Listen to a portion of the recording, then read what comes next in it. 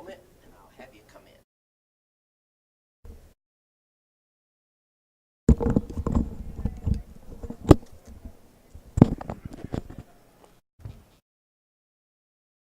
Good morning, everyone, and welcome to our fourth day coverage of CES. We are live, and we've got a lot of content for you today. So we've got a full lineup of guests until about 2 p.m. Pacific today. So that gives you an idea of what we're going to be doing from a content standpoint. And so we've got about 4 hours of coverage today to wrap up CES. Also got a whole bunch of stuff from the floor yesterday to present to you. Of course, my name is Todd Cochran. I'm with Geek News Central, and you can reach me at geeknewscentral.com. You can subscribe to my podcast. You can follow me online at Geek News. So anyway, we've got a great show lined up for you, and we're going to get started here in just a second. I want to welcome in my first guest. He can come on in, and we'll get him set up here. Oops, sorry about that. Good morning. Good morning. And this mic's, let me go ahead, there you go. And we'll put that there. Good morning, guys. Hey, good morning. So I got Ilya. Is that, did I pronounce it right or did I pronounce it wrong? Ilya, okay. Right. Or Ella, yeah. All right, awesome. So you're with TimeFlip. Right, I'm with TimeFlip here. And so tell me a little bit about TimeFlip and what you're doing. So TimeFlip is kind of hardware solution. Yep. TimeFlip is kind of hardware solution for time management. So we think that software sucks because you waste a lot of time when you switch in the task. When you go to software, you need to create task. You need to make some changes. What we did here, so you just need mark down all the tasks that you do usually during the day with marker or with sticker. And facing up side is tracking the time right now. So for example, I'm tracking now CES. If I'm changing the task, I just need to flip. So if you change the task, to email, you flip it to email. Yeah, it's flipped to email, right. And by the end of the day, you will see all statistic on your app on your phone, or you will have access to web platform as well. So all you need just once set up, assign all the sites from the cube to app, and that's it. And by the end of the day, just see statistics there. So what you're really doing here, folks, is you're tracking your time. You're getting an idea of how you're spending your time. Right. So if you take a little break during the workday and you start using Facebook, he's got a Facebook tab there. You can do Facebook. Or right now, he's on TPN. He's on live with us. Right. So that actually tracks the time that he's in here live. So it's kind of cool because it's got an accelerometer in it, and you can tell every time that you flip, yeah? Right, yeah. And that gives you an idea of exactly what you've done for the day. So there's food, shipping, programming, just anything. It's just phone calls. Yeah, this kind of product for B2C, for end customers.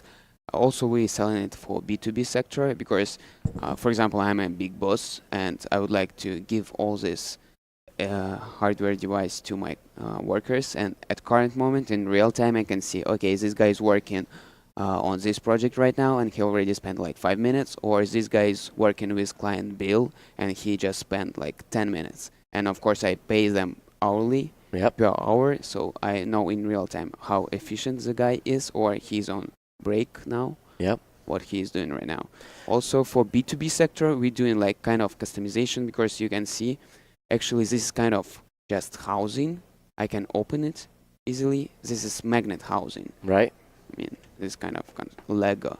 So this is the sensor itself, and this is the housing. You can customize by your own how you want it. And or you can just download the data, the design from our website, and you can do like this one is 12 faces housing. You can do 8 faces housing, whatever you want. So oftentimes, and I think if you think about smaller companies, they don't have these expensive time management systems where they're tracking every programming code. But this is simple enough where if, let's say you're in a dev team and you're working on a sprint for a particular Like, project, and you're logging that time, and all of a sudden a tech support call comes in, and they got to flip this doing tech support. right. They can flip that, and you'll know how much time they're spending. But the key is you got to make them use it, right? Because if they don't use it, Yeah, they wouldn't get the salary well, in this case. oh, Yeah, because yeah, interesting, yeah, yeah. But of course, they could say that they are on TPN, but they could be off having a smoke, and you wouldn't know it either, right? right. Yeah, this kind of a So tricky question. So Right? that would be they'd say, oh, the boss Yeah. is out of the office today, but he knows I'm. But one way you could also do that is that if you send them an email, you Mhm. know that they were supposed to flip it to email, Mhm. and you know that they're actually using it. So interesting. What's been the response on this? So we just started sales like 3 months ago, and we have like quite high sales before Christmas, of course, Right. for B2C Yep. clients, and we have like great response because we have open SDK. You can program by yourself. That's like, awesome. You can do like do-it-yourself kit. Yeah, we have a great response on it, and also we were working already with advertisement companies, with print shops. Mhm. It's quite good. I mean, they like it. Well, I think this is something that I might actually. How much does this retail for? So for B2C, it's $50, Okay. $49.99. For B2B, it's all depends like on your requirements, Right. but it would be much cheaper. So, is there an annual fee for the service? No, Once you buy it, you've got it. Yeah, you just give us $50 and you Yeah, get yeah. all inclusive. Is the battery on this included? Yeah, we have cell battery inside. It's like it will last like 6 months, Right. And then you just need to change Change the pretty easy, battery out. Yeah, like- standard like a 20. Yeah, standard watch battery. let me Yeah. show how it works. So- just take the sensor, disassemble here, And and you here open you it will up. see PCB and just Oh, yep. pull it up the battery and put it inside. Yeah. Did how long did it take you guys to come up with this idea, or where did you get the accelerometers for this? Did you outsource because in order for it to know exactly where it is, Mm-hmm. it's got to know the position. Right. So how long did it take to figure that out to get that accuracy down? So accuracy allow you to make actually a lot of tasks because accuracy of accelerometer is quite high. You can even make like 200. So now we have 12 sites. It allow you to make like 250 sites. Right. Yeah. So our startup is just maybe 1.5 years old. Yep. Does the app have to be running all the time, or I guess it would have to be, yeah? No, exactly no, because actually the app and the cube itself can work separately Really? because it has built-in memory inside. It can work like Oh. 1 month Okay. Without the app, but just if you want to see statistic, of course, to you need sync to. it, yeah. Yeah, just need to connect it just once. So if they work all day and don't turn on their phone, and then use this, and then turn on the phone, it'll sync up and it'll catch the data up. Right, right. Ah, smart. Yeah. Because that's good. It's not tied to that because most of the employees won't want to have their phone on their desk open. So if you got it for both Google and for Yeah. for Android and for iOS. Right, right. Also, we have kind of because actually at current stage the time management market is quite big. We have a lot of software like Toggle, Harvest, Wunderlist, and Jira, and we have integration. You're with tied all, into Jira. Yeah, Yeah. actually in Jira we just maybe it would be announced in a couple of months. Okay. At current moment we have only Wunderlist, Toggle, Todoist, and Harvest. Yeah. Okay. But anyway, yeah, I think it's kind of good So one. so when you tie this to Jira, so that would be cool because then you're able to tie it to a sprint task. Yeah. You could. How easy it to update these tasks then is if you come off a sprint. Well, I guess you could always just say sprint 1, sprint 2 if you got 2 sprints going on at all times. And I'm talking developer language here. Yep. You could just update that in the app then to tell it which sprint you're working on. That's pretty cool. Yeah, also in our plan we would make integration with Redmine as well. Yeah, so it would be like for B2B. Awesome. Really good gift. Where they got to go to find this? Where can they pick one of these up today? Yeah, so it's already available now. We're shipping from Hong Kong, so for example, if you're located here in US, it will take like 2 weeks Yeah. from you Yep. to get it. You just need to go to timeflip.io and get it for $49.99. Timeflip.io, $49.99. I think I'm going to buy some of these, Yeah, get them all written up. just look And at then- this pretty It's a nice box. nice box, right? And then I'm going to send them all to my team and Yep. say, "Oh, I have a new time management system for you."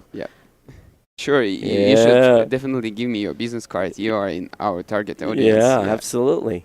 Very cool. And Colton will give you my card when you're Yeah, I on will the give way you a out. special discount for Oh, Tech Podcast, everything for Tech Podcast. Yeah, Outs- I like you guys. Outstanding.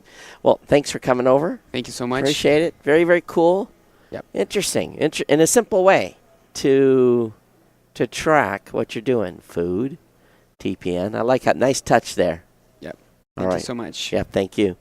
All right, there we are, folks. That's what's happening here today at CES. More kind of cool stuff. And I have to admit, I kind of like this one here.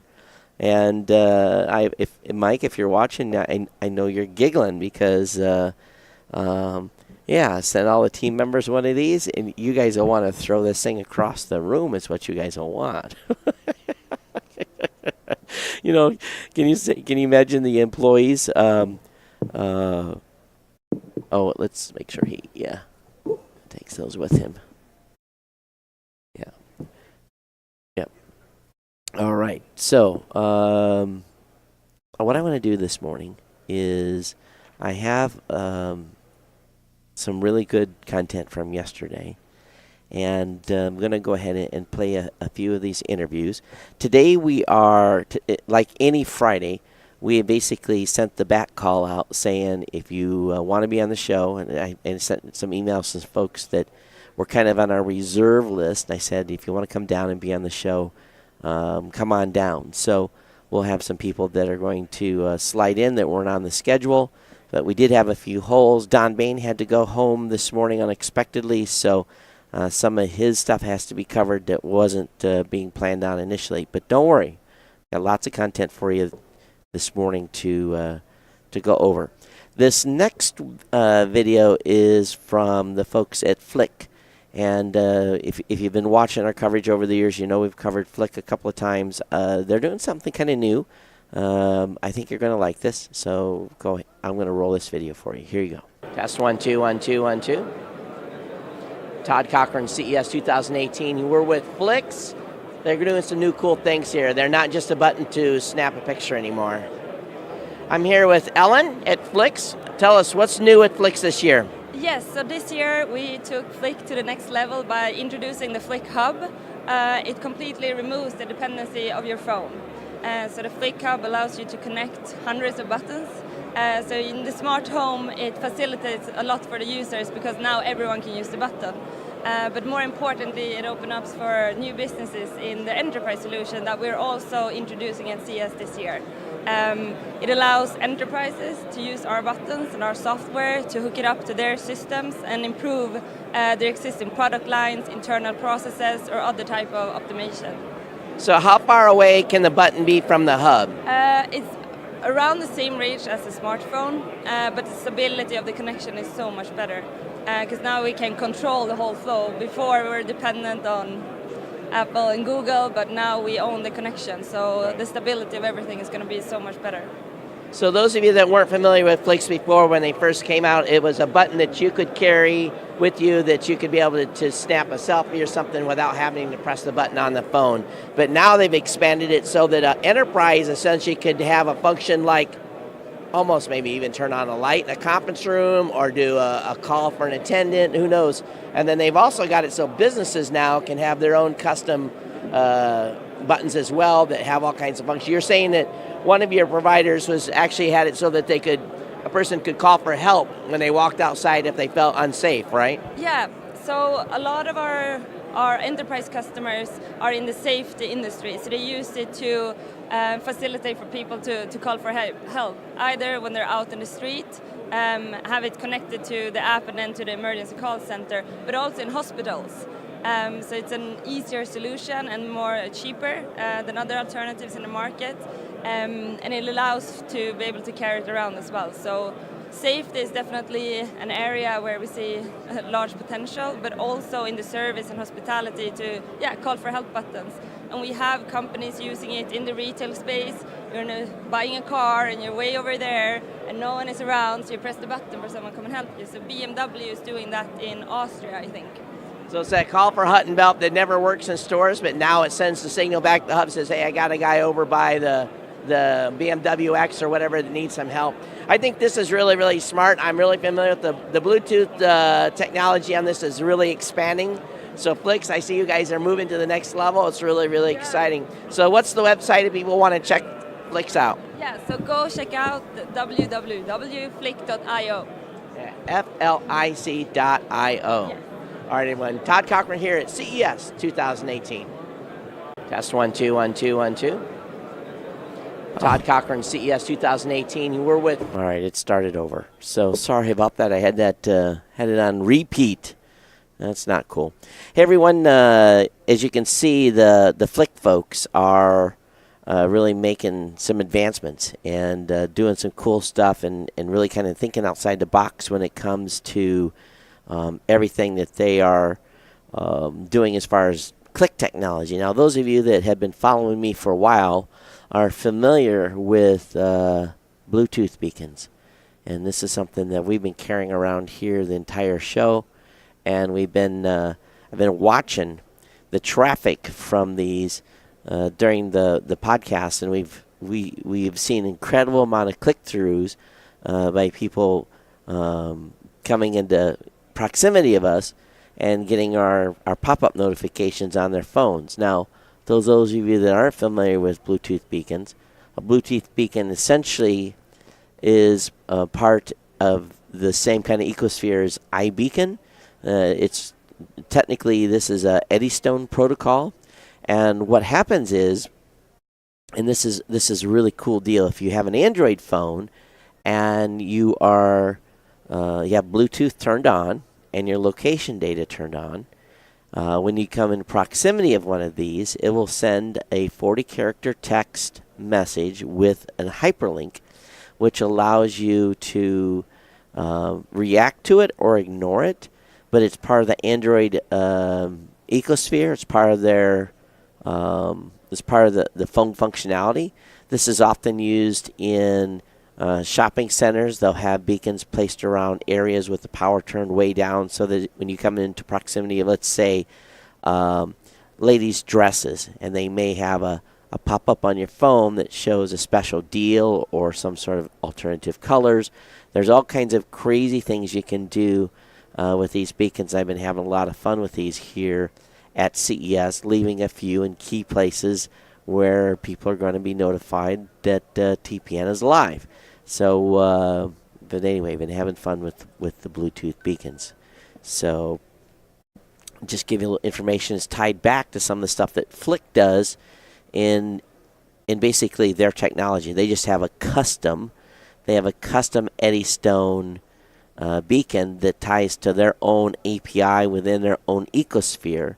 A lot of stuff these companies are doing in proximity alarms and this kind of stuff can be done by us with some minor amount of coding, but these companies are just making it easy for us to do this, and you just buy them from them. But I've kind of unlocked the secrets of how to deploy, mass deploy Eddystone beacons.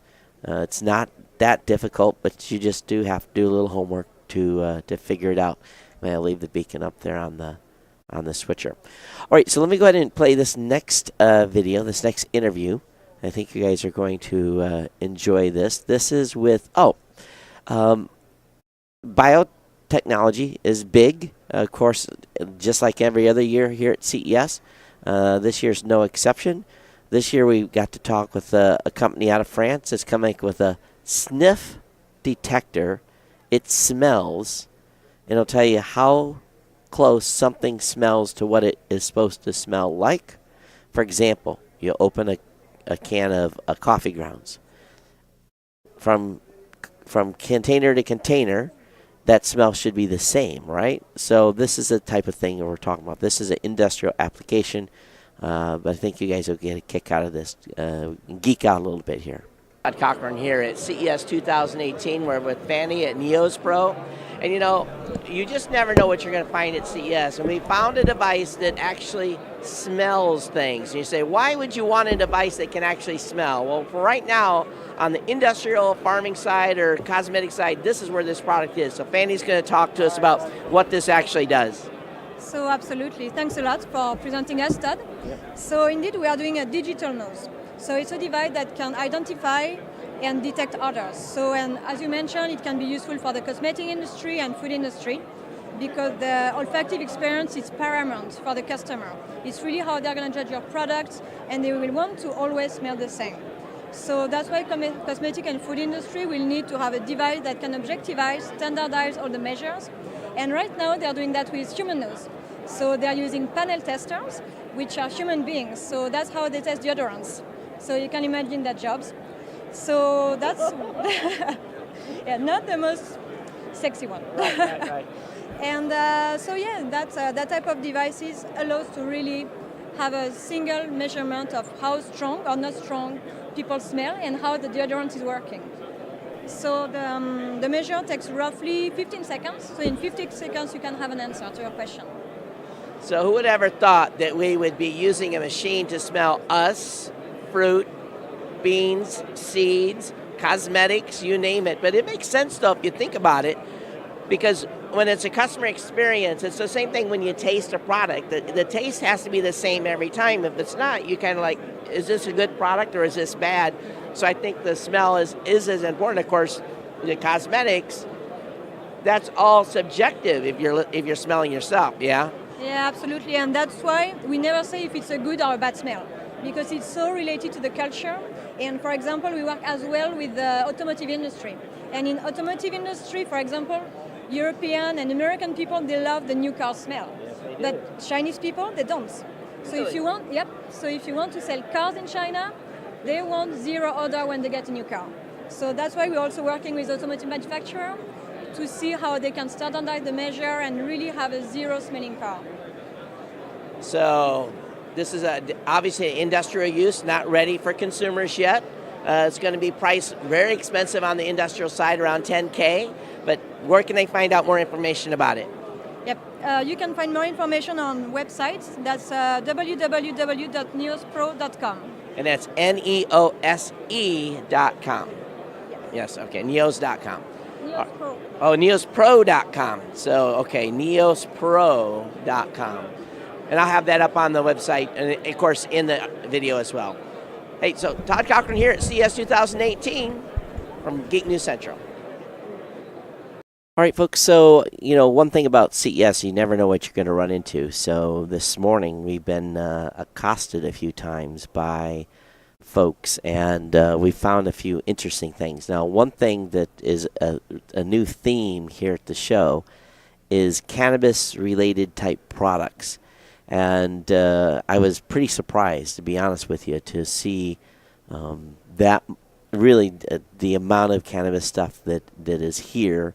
Not really way out super public, but they do have a certain amount of it. Another thing that's new this year are they've allowed some adult style or type of vendors in here.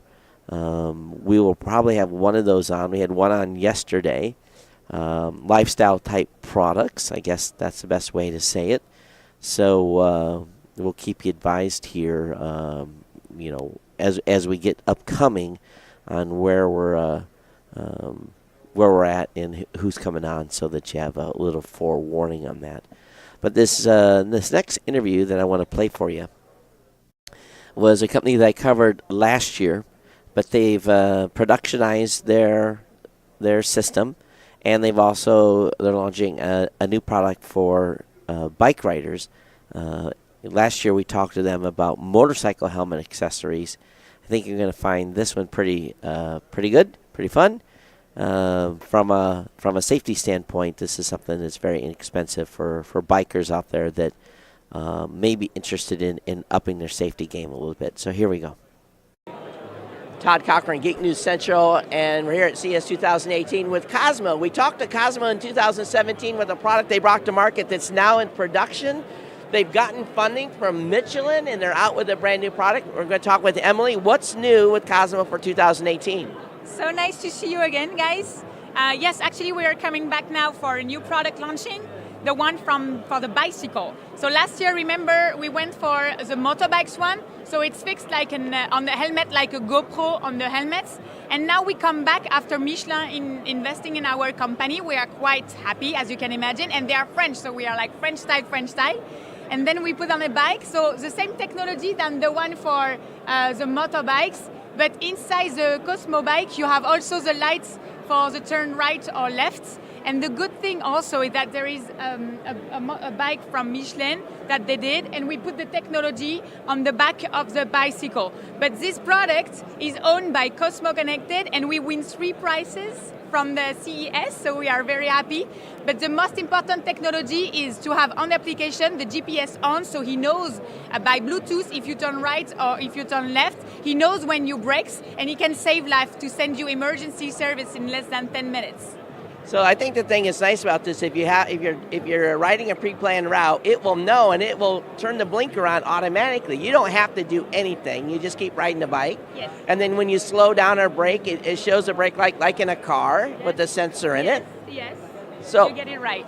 So, and this is very smart. And in Hawaii, it's crazy to ride a bike. Oh, I mean, it's very dangerous because very, very dangerous. But this is going to help because people. The cars are higher and higher. I mean, SUV 4x4, so you don't see people braking. I mean, it's so dangerous. I mean, you have to see them braking. Yeah. So, I mean, you don't push them on the back. Yeah. So you have to see them. So this is just a very self-explanatory product. When's it going to be available? What's the price range? That's a good question, and I'm very happy to answer because actually the price for this one is $119, and it's already on the market. And this one is $59, guys. It's really, really cheap. We just stretch a maximum the margin to be sure that we can offer security to everyone. So $59, $119 for the motorcycle. Yes. And for those of you that are motorcycle riders, I will link in the post that you're on Geek News Central the video from last year for this, so you can actually review that as well. But Emily, thank you so much. I'm so happy to see you again. Yeah, and what's the website? The website is cosmoconnected.com. CosmoConnected.com. Todd Cochran here at Geek News Central. Bye. Hey folks, so that's Cosmo, and I think they've got a pretty cool product from a safety standpoint. One thing when you come to CES year after year, sometimes it gets repetitive with some vendors. You try to go in and you look at what they have, and oftentimes it's just an improvement. And for me, it makes it hard to give anyone coverage when they're just showing up with a product that's maybe a version 2, unless it has something real super exciting to basically to talk about. The Cosmo folks, I always thought the product was nice to begin with, but they did have that new product and it wasn't a big step, but what I thought was interesting was the ability to have a light on the back of your helmet that actually had a turning signal or showed a brake light when you're on pre-scheduled routes or routes that you program that you're going to go, and you don't have to tap something to make it be a right-hand turn. So I thought that was pretty cool from the folks at Cosmo. Now, of course, you would expect in the French section of Tech West and Sands and the startups, and there was a huge. I mean, there's probably 100, 200. What do you think, Kirk? How many French vendors was there? So it's huge. Yeah, it's huge. At least 100, maybe 200. I don't know. It was a lot. And they were kind of spread out across several places downstairs. And some of the stuff was interesting. Some of the stuff was cool. But from a French perspective, you would think they would have some sort of French wine products. I am not a wine connoisseur. Give me a red or give me a white, and I drink it. I don't know how long to let it aerate. I don't. I'm not a wine expert. That's not my forte. Now we want to talk a little bit about whiskey and talk a little bit about Scotch. Then that might be a little bit of a different story. So the team down there that I found who had probably one of the most interesting product was a wine aerator. And I don't even claim to be knowledgeable on this, and I don't know about decanting, and okay, it's just all I know is you pop the top off a red. You probably should let it breathe a little bit, but I let it breathe in the glass. All right, these folks came up with a tool that and have some tech that will aerate your wine instantly for the set time that you want it to be aerated. Yeah, it sounds complicated. I tasted a little itty-bitty bit of straight red wine that had not been aerated with this tool and one that had, and there was a noticeable difference in the taste. So I have, and again, don't ask me to even describe what the bouquet was because that's not me. All right, so check this video out. Todd Cochran here at CES 2018. Everyone likes a good glass of wine. Now, come on. After a long day, have a nice glass of wine. But, usually we just, we pop the cork, pour a glass, and let it breathe a little bit and have it. But that's really not the best way to have wine. And Matu's going to talk to me about an aerator that they're introducing that I just tried. It's pretty remarkable. Tell us about this technology. Well, it's the first connected wine aerator. It allows you to serve the wine in a perfect aeration condition. See, when you open your bottle, you usually need to wait. You can wait for half an hour all the way to 24 hours to get your wine in a perfect aeration condition. With this device, you can do it instantly. It means that you no longer need to decant and wait for your wine, and you no longer need to know about the wine. Let me explain. Really easy to use. You open your bottle, you put the product on it. With your smartphone, you're going to scan the label. It's going to recognize the wine, send information to the product that will calibrate itself depending on the wine, and you just have to pour the wine, and passing through the product, the wine will be served in perfect aeration conditions. So what they did, again, they pour the wine through the device after having set the level that it needs to be at. And because it's smart, it knows what level to have it at. Exactly. Very, very easy to use. With this device, we can either aerate this wine or white wine, any kind of wine. We don't have all the database for all the wine because there's too many. But we certainly have 10,000 wines for now. And if we don't have the wine that you're looking for, we ask you a couple of questions like, is it a red wine or a white wine? Where does it come from? Does it come from the Napa Valley or does it come from Bordeaux? How old is it? What type of grapes on it? The more question you answer, the more precise it will be on the aeration that we provide. There's going to be a bunch of purists out there say, oh, no, we're not going to do this. We're going to have to. But have you had a bunch of wine connoisseurs try this already, and what have their response been?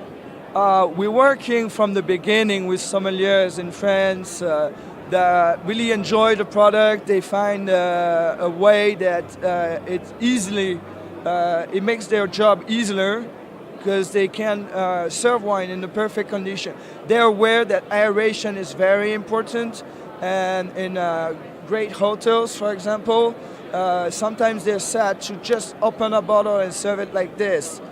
It could have been better. Right. See what I mean? Yeah. And they don't want to waste it. So I've gotten a bottle of wine before. You popped it, and it definitely needed to set a while, and we drank it anyway, and we knew that we were kind of not getting the best taste and everything else. But what is this going to? This is incredible. What is going to be the availability and price range on this?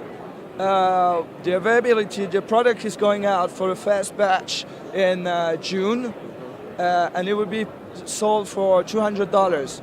But we're having pre-sales with Indiegogo starting in March, and it will be 50% discount, so $100. There you go, folks. This is a very cool device. This is one of the nicest things I've seen here on the high-end side as far as food and wine type stuff, so definitely check it out. The website, what's the website? Aven.Paris. Aven.Paris. Okay, we'll have that in the lower third so that we don't have to spell it out here on the show today. But hey, thank you so much, Matthew, for talking with us. Thank you. Todd Cochran from Geek News Central here at CES 2018. So you wine connoisseurs out there, that's what you're going to want to pick up. And is it worth it? I don't know. Looks kind of cool. Might make for a nice Christmas present for someone that's a wine connoisseur, but we're already past Christmas. But by the time it's on market, maybe time to pick that up. Again, a lot of the stuff we saw downstairs yesterday at the Sands and in the last 2 days, really, some of this stuff will not make it to market. I think we tried to do our best to find stuff that had already been pre-funded, but there was a lot of products down there that were still launching Kickstarters and Indiegogo, so we're going to have to be watching for that over the next few months as those campaigns get kicked off from the vendors that we've all talked to here at CES. So we did have a question from the chat room. They came out and said, Todd, what kind of headset are you using? Well, these are headsets that are tried and tested. They're from Audio-Technica. They're the BPHS1.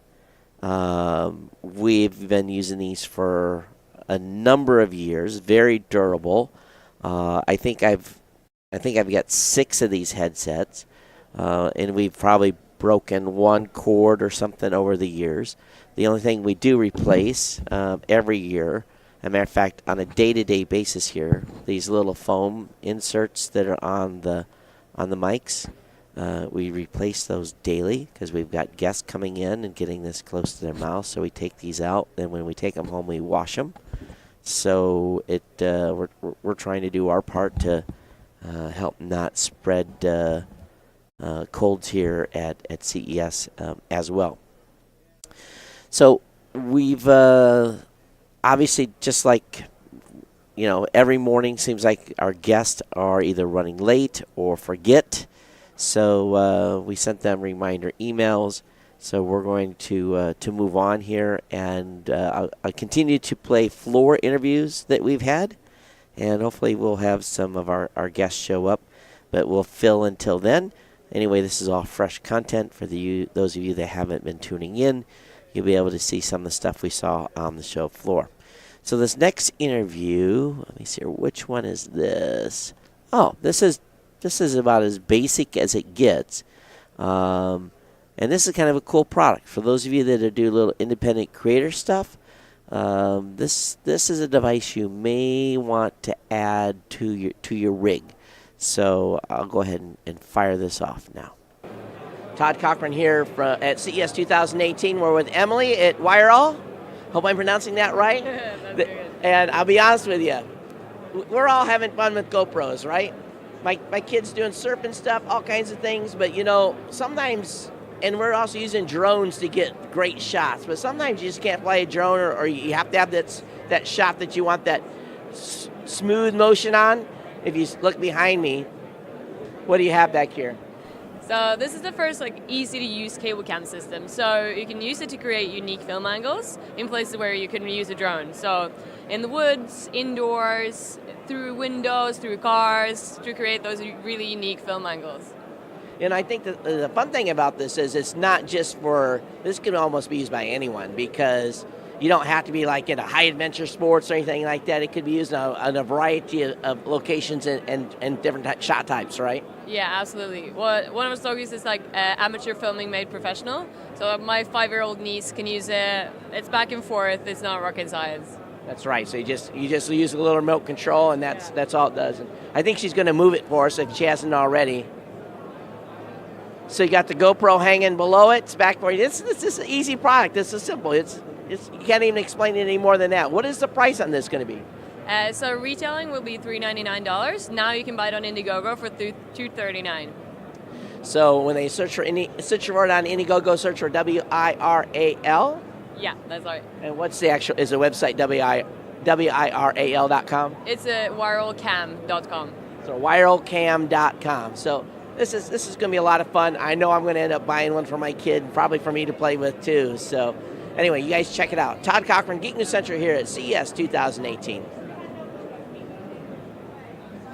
All right, we're back. It's a cool little device and relatively good price point as well. Colton's up. talking to them. We've got people that are starting to queue up, but I don't know if they are. So I gave Colton some broad powers today. Said if you want to make a judgment call, if someone comes up and wants in, go ahead and make the judgment call to bring them on live. So was he? Are they going to come on?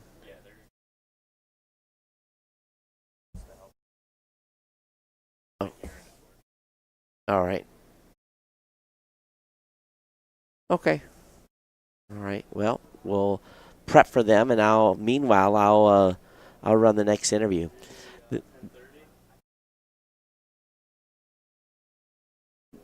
Bring him on in. Hey, Colton. Colton.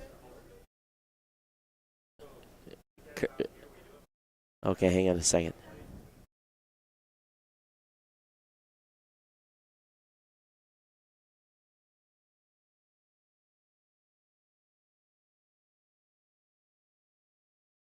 All right, so let me go ahead and run this video then, and that way won't delay the things. So here we go. Todd Cochran here at CES 2018 with Lexa. You know, mouses are a dime a dozen. It's hard to become innovative with a mouse, but these guys have achieved that and actually got a CES Innovation Award for a mouse that I will even admit myself is way different. Tell us what you've got here. Hi, gentlemen. So yeah, this mouse got a huge innovation that gives you much greater gaming precision. It features two fully mechanical joysticks, one on the side of the mouse for your thumb and one on the internal core of the mouse. So this technology level you need has nothing to do with regular mice manufacturing industry, and that's why it's won 3 innovation awards. So basically, you've got a joystick on the side, and you've got is that also a joystick or? Yeah, exactly. This is a mechanical analog joystick that gives you force feedback when you're piloting stuff like spaceships with a single hand. You know. Right. And you can do the same thing with the joystick on the side, then, or is it that acts as a different function? Yeah, different axes have different function. In this mouse, everything is fully programmable. So in games such as design, like Sims 4, or Space Pilot, or world construction such as Minecraft, you've got so many degrees of freedom to pilot, all right? And usually you'll have to use the keyboard for that. And you will be looking more at the keyboard than that to actual game, which is a shame, right? So for instance, in Elite Dangerous, here you'll use the internal core joystick to pilot the roll and yaw of the ship, right? While you'll use the joystick to pilot the pitch, all right? And the acceleration. So that's 6 axes in one device, which is the first of its kind. So I know you've got a working prototype here. What's the when's to come to market? Is it Q1, Q2? What's the pricing going to look like? So the retail marketing is going to start in July for $149, tax included. It's going to be a little more expensive for French people, you know, because you got to hit these guys. But it will go live on Kickstarter on 29th of January for $109. So yeah, our early baggers will be rewarded this way. So $109 on Kickstarter starting at the end of the month, or you can wait till it comes out retail and pay $50 more. So where do they go to find information, or $40 more? So where do they go to find information on this? Is it lexip.fr? So lexip.fr is the website. So folks go out there and check it out. For you gamers out there, I'm sure you're going to be interested in this. This is, again, hard to get innovation award for a mouse. Todd Cochran, Geek News Central here at CES 2018. Hey everyone, welcome back to CES coverage. And I tell you what, it's very hard to get an innovation award on a mouse, but that team was able to accomplish that, which is pretty remarkable. So what I want to do is I want to introduce my new guest. I've got Mark with me. Good morning, Mark. Good morning. Yeah, Hi. thanks for coming on the show. Okay. Yeah. Hello, everybody. Good morning. Okay, it's my pleasure. It's my pleasure to be here to give the show in here. Thank you. I like the CES very much. Yeah. Yeah. It was the second time I come to here. Right. Second time you've been to the show. Yeah. I like CES very much. Yeah. So Okay. So Mark, tell me about your company. Okay. I come from Shenzhen. Our headquarters in Anhui Province Okay, of China. China. Okay. We are doing smart home system. We are doing the professional smart home business, smart home system. This is very professional. Okay. So this times we bring our newest products to show all of the customers. I hope that everyone will be like our professional smart home system. Okay. You know, here at CES, this whole floor has everything is smart home. Yeah, I Yeah, know that. Yeah. so many companies. Yeah. Yeah. I know that smart home system have the small system. It's Yeah. also the single product smart Yeah. home. Yeah, and we are doing the big and professional smart home system. Yeah. So what are the main products that your company brought to CES? Okay. We not do only the single products. We do the totally smart home system and solution. It is our main products is a system, not the single products. Yeah, professional smart home system. So it's a complete system for the home then. Yeah. For example, you can use our one app to control the lighting, curtain, TV, AC, and other appliance control. Yes, and also have the different kind of the security sensors. Right. It's very professional and very stable. Yeah. So do you find then, are you a OEM? So do you create stuff and then put other manufacturers' label, or do you do your own? Do you have your own brand that you sell online? Okay, first we have our own brand Yeah. for our smart home system, Yep. and then we have the biggest smart home factory in China, in Anhui Province. So we produce the hardware by ourselves, and also we have our own R&D in Shenzhen City. Yeah. Okay. Yes, it's very good. So what were the newest products that you brought to CES this year? Okay, this time we bring our newest smart home system, integrate with 3D and VR technology inside. It's very With 3D and VR technology inside? Okay, you can, for example, you can put your real house picture and the schedule in our app. You can control the real feeling. Okay, for example, you have a living room, the lighting in ceiling. Okay, you can touch the ceiling and then lighting will turn on. Okay. And turn off. It's very, very nice. So is Yeah. that part of the virtual reality part of your system? Ah, It is. yeah, dude. So is that some of the new stuff that you brought to the show then? Yes. So how many products or how many SKUs do you guys sell? Do you have 100 products, 200? How many? Okay. Nowadays we have more than 200. More than 200 Yeah, more than SKUs. 200.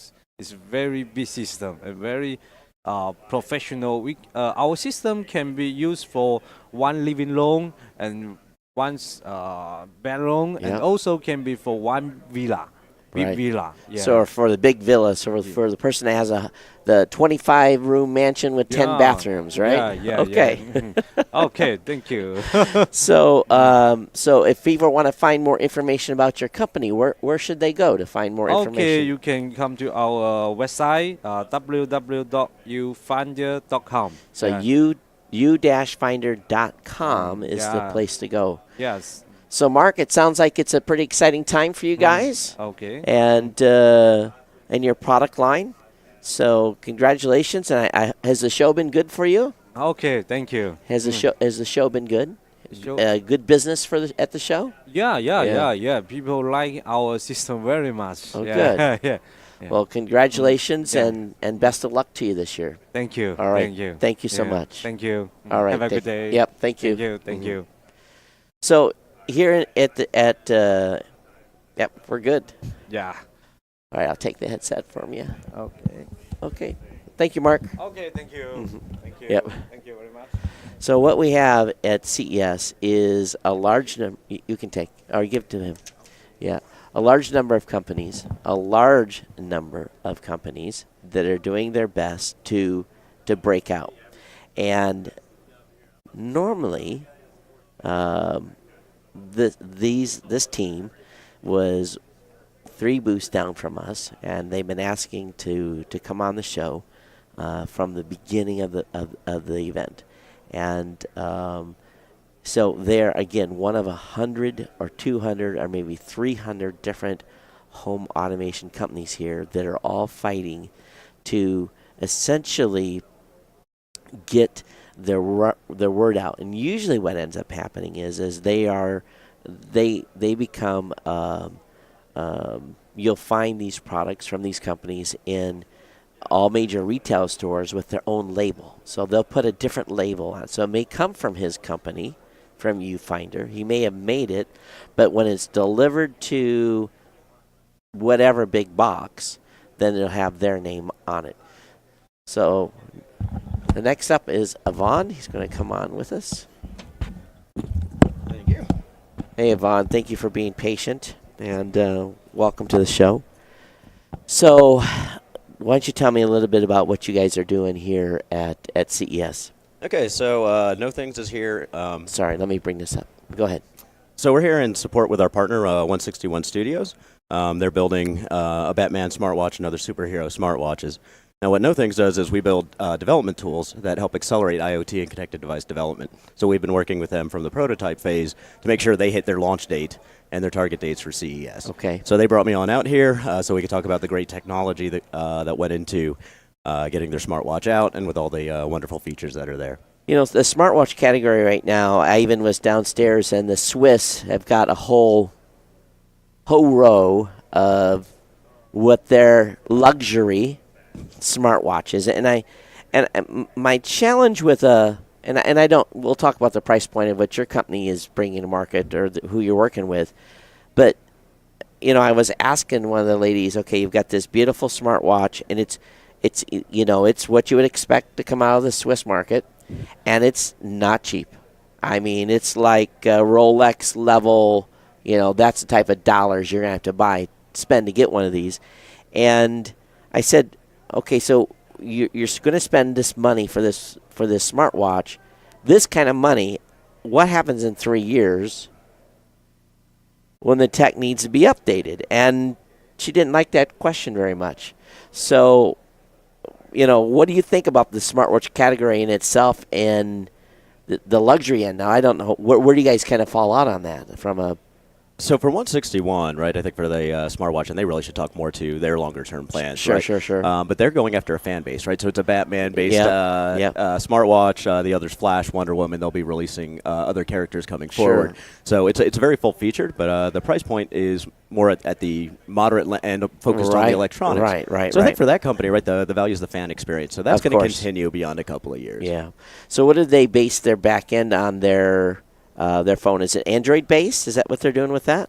No. So since we helped with the QA using our tools, got a decent idea of what's inside. So it's compatible both with Android and iOS.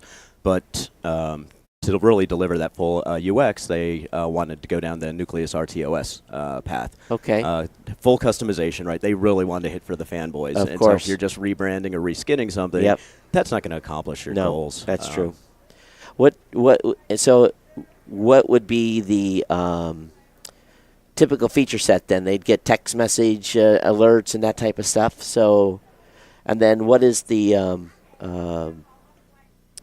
so from the branded standpoint, what did they do special there? Okay, so I mean, this was kind of cool in working with it, right? So it does also the taking and you can take calls, you know, all the features that you would expect. But they added in kind of this level of gamification. So instead of doing a step counter, they call it crime fighting. You take enough steps, and for Batman, first person catches the Joker. Yep. Yeah, beyond that, they're not telling you. That's the Easter eggs and those special video and all the content you open up. So I thought it was kind of cool bringing that little bit of gamification to it. They were also, and that's sort of where some of our tools came in, doing some fancy stuff with how they manage the Bluetooth layer to extend battery life.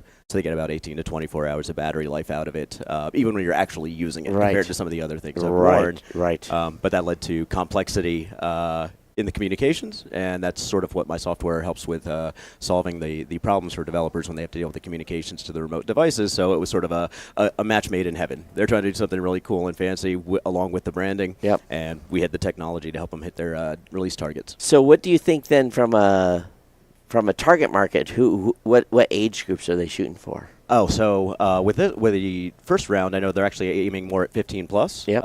The next one, the next property that'll be coming out with them is Rick and Morty. So Okay. that should also give you an idea of sort of where the target is. Yep. The Batman is Batman 66, old Yep. school Adam West. I Yep. loved it. It was Yep. fun to play with. Well, that's awesome. So did they have a price point and release date? So is it available now or? So Batman and Flash, you can go to the website, and it should be shipping by the end of January. That's $124.99. Then the MSRP on Wonder Woman, which is the immediate next one, I believe slated for April, is $149.99. What is the actual website for the company? 161.com, and that's the word 161. .com. Hey, Kurt, can you load 161.com for me there on the ONE61.com? And all right, there's a visit us at CES. Can we go deeper?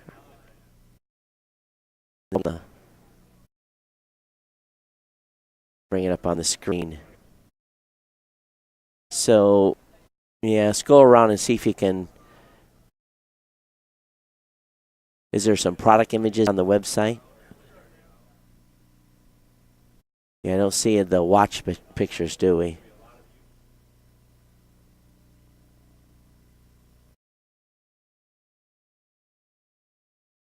Oh, there we go. So it's got so that's cool. So you've got both square and round form factors on Yep. these, yeah? Nice.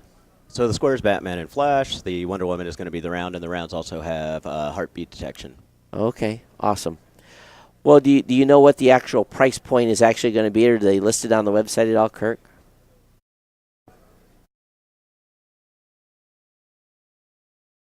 Yeah, it is $124.99. Oh, $124.99 for the squares and $149.99 for the rounds with the heartbeat. I gotcha. Well, it sounds like a fun product, and definitely there's going to be some options there with people. I could almost see people where they're going to buy multiples, and depending on what what they're into, and it's just like anyone. Just like some folks have executive watch collections. I guess people are going to end up with who knows. Oh well, no, it's completely professional geek, and Yeah. the next product we're working with them on is in their Found Me line, which are beacons and wallets. So you got like a Stormtrooper wallet. Yeah. But they're bringing out some really cool technology with that. So with the next iteration of our product from No Things, we're going to be working to advance the Found Me line to have a whole bunch of new capabilities, which I can't talk about just yet. Sure, of course. But you can if you want to. No, I don't believe I am authorized to speak on behalf of my partners, but I am really excited to test out our software development tools with them and kind of help them stay ahead of the game. That's cool. We had a guest on a couple of years ago that was talking away, and we were live, and he said, and he knew we were live, but I guess he forgot it. We were live, and he said, by the way, you can't put that on the air. And I'm like, I just went over the air. Too late, cat's out of the bag. And the guy just turned sheet white. But anyway, it's cool. All right, well, thanks for coming on the show. I definitely appreciate having it over. Everyone, check out spell the word 161.com for these theme-based smartwatches. Get your Batman or Superwoman watch. So thank you so much for coming on. So I do have to do a quick plug for my own company. Sure, please do. If you're an IoT developer out there or a solutions architect, please go to knowthings.io. That's KNOW things.io. We got tools that'll help you get your products out to market real quick. That's awesome. And thank you for letting me get in that quick Yeah, plug. absolutely. So you guys do you do integration support with these companies, right? Yeah. So we build basically virtual devices, a simulation of all your end nodes. Nice. So if they're not done in manufacturing, but you got to know what happens when you're working with 10,000, Yep. we make that quick, easy, done in 5 minutes. All right, that's very, very cool. All right, thank you, sir. Thank you. Knowthings.io is a place to check out as well. All right, cool. All right, one thing, too, we're going to learn about, one thing we've learned about CES, too, people get nervous. Get very, very nervous on the show, and that happens quite a bit. So the next folks coming on is the Hoppin Project.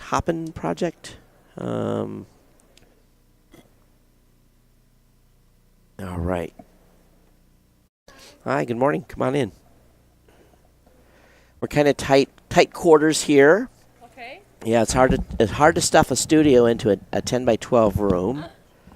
Yeah, it's Yeah, he needs be able to get your.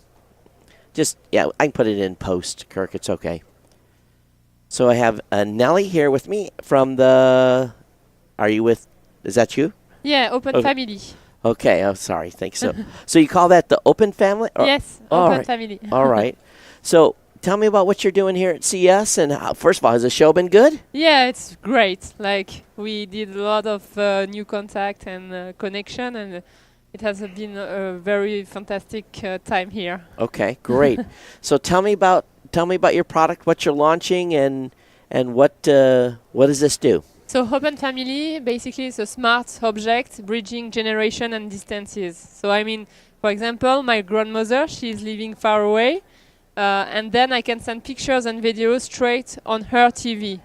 Nice. So it's to bring them back into our generation. Right. We are all on Instagram, Facebook, and Mhm. everything, and they are far away from all those kind of new social media. And oftentimes even the connected frames became difficult because the connected frame would, my grandmother would tell me that it's not updating anymore. Yeah. And I'm 5,000 miles away, and there's nothing to do. I Yeah. can't fix it, right? Yeah. So have you built some redundancy into this to make sure that when you do take it to grandma and get it installed, that it's going to stay online and you still can communicate and send media to it? we did everything to notification, like remember that you have to send something to your grandparents. Right. And we did it really simply. Like the way it is, it's you plug it, it's plug and play.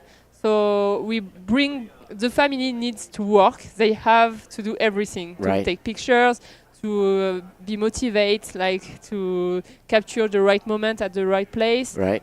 So we do a lot of things, and we plan to bring back the grandparents where they have to be, like in the middle of the family. Okay, fantastic. So as you're talking about this is got an HDMI plug on it, Yes. so it just plugs into the Yeah. television. Yeah. So does it use Wi-Fi to Yes. connect? So they're going to have a Wi-Fi connection. Once you get that connected, though, they can just switch to that channel. Yeah. So today, like we launched today our beta version in the CES. Okay. You can have it in Wi-Fi or 3G because basically the grandparents they don't have. Right. They may not have Wi-Fi. Yeah, Oh, and smart. yeah. Smart. I'm glad you said that. That's Yeah. good. We think about everyone, like Yeah. even when you live in the countryside Mm-hmm. and nobody has internet, so we think about everyone. We Yeah. need to reconnect, and we also work in B2B with clinics, nursing home, hospital. We also work with children care to bring them into their family too. Right. So that they have, and all they got to do is bring that HDMI channel up. Yeah. So what is the experience for the grandparent? Do they just see pictures, or is there a menu, or So today they see pictures and videos, and there is a little message, so you can send a message like, "Hey, I'm in the CES right now." right? And we keep going because the healthcare teams they want to share like medical messages, like don't forget to take your pills at this time. Right. So it's kind of we work also with the people with disability like Alzheimer to Mhm. keep going and work on your memory. yeah. Like remember. So it's very simple for them to use. Then they just turn the HDMI channel on, and then does it rotate through? Yes. Oh. Definitely really simple. And as they are born with the TV and the TV remote control, they know how to use it. It's not Okay. like they have to learn something new. Right, right. I remember my grandfather when he had to update his TV. This was a very traumatic event for him because the TV got, he'd had a TV for many years, and then when he got the new TV, the remote control had everything on it, right? Yeah. And he said, I don't need that. He said, so I had to go out and buy a remote control that had on, off, Yes. channel, volume. Yeah. Made it very simple for him so that he didn't get confused. So I think that's an important part of this. Yeah, and this is like the next one we will launch soon. Will be simpler than this one because you will have your own TV remote control, and everything will be simple. Nice. What is this going to retail for? 79. $79. Yes. And then if you get 3G, then it's going to be on a monthly subscription basis, right? Basically, we need to because Yep, of course. The network. Do you know what that? Of course, it depends on which country too. So, are you doing this in the United States currently, or? Yeah. So in Wi-Fi only right now, we spread like we can sell everywhere, and 3G is step by step. Okay, I see. So, folks, the website is, and it's the Open Project, but it's spelled HOPEN project.com. Oh, or Hopen.family. Yeah. So HOPEN.family is the website. I love that you guys are using the new top level domains here. And is this already shipping? Yes. It's available. Yeah. So how's the response? You've said you've had a great show, but where do you think this is going to be? Is this going to be in major? Is it going to be in Best Buy, or who have you talked to from distribution at this point? So at this point, we spoke with Amazon. Good. Best Buy. That's an easy one. Yep. Yeah. Target. Okay. So we are in the process. Outstanding. So for now, though, go to Hopen, HOPEN family.com in order to pick this up. Well, thank you so much for coming on the show. Thank you for being on time. I definitely appreciate that. And spread love and happiness. Yeah, I love that. Spread love and happiness. It's nice. I think this is good. I really, really do, because I think, though, when we get old, because we're all going to get old someday, maybe we won't want to mess with electronics anymore either. But there's still a whole generation out there that didn't have any of this before. Yes.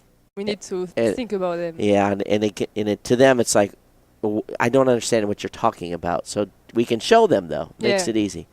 All right. Thank you so much for being on. Appreciate it. Have a great. I know we're almost at the end of the show, but have a great rest of the show. Thank you very much. Thank you. Bye-bye.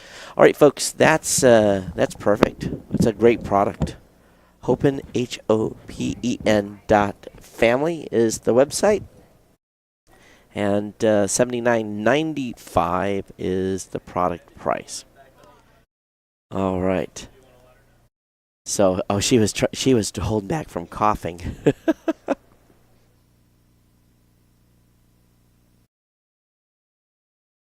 Hang on one second. I got to tip my ear back.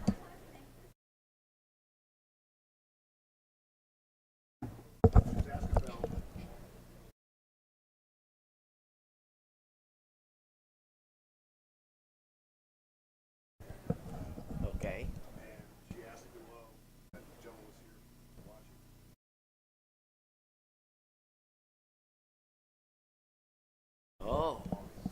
Oh, okay. So so we had a question about the gentleman that had that was here for the watches, and again, he was the integrator, not the actual company. So the question from the audience was are they going to make Wonder Woman in square?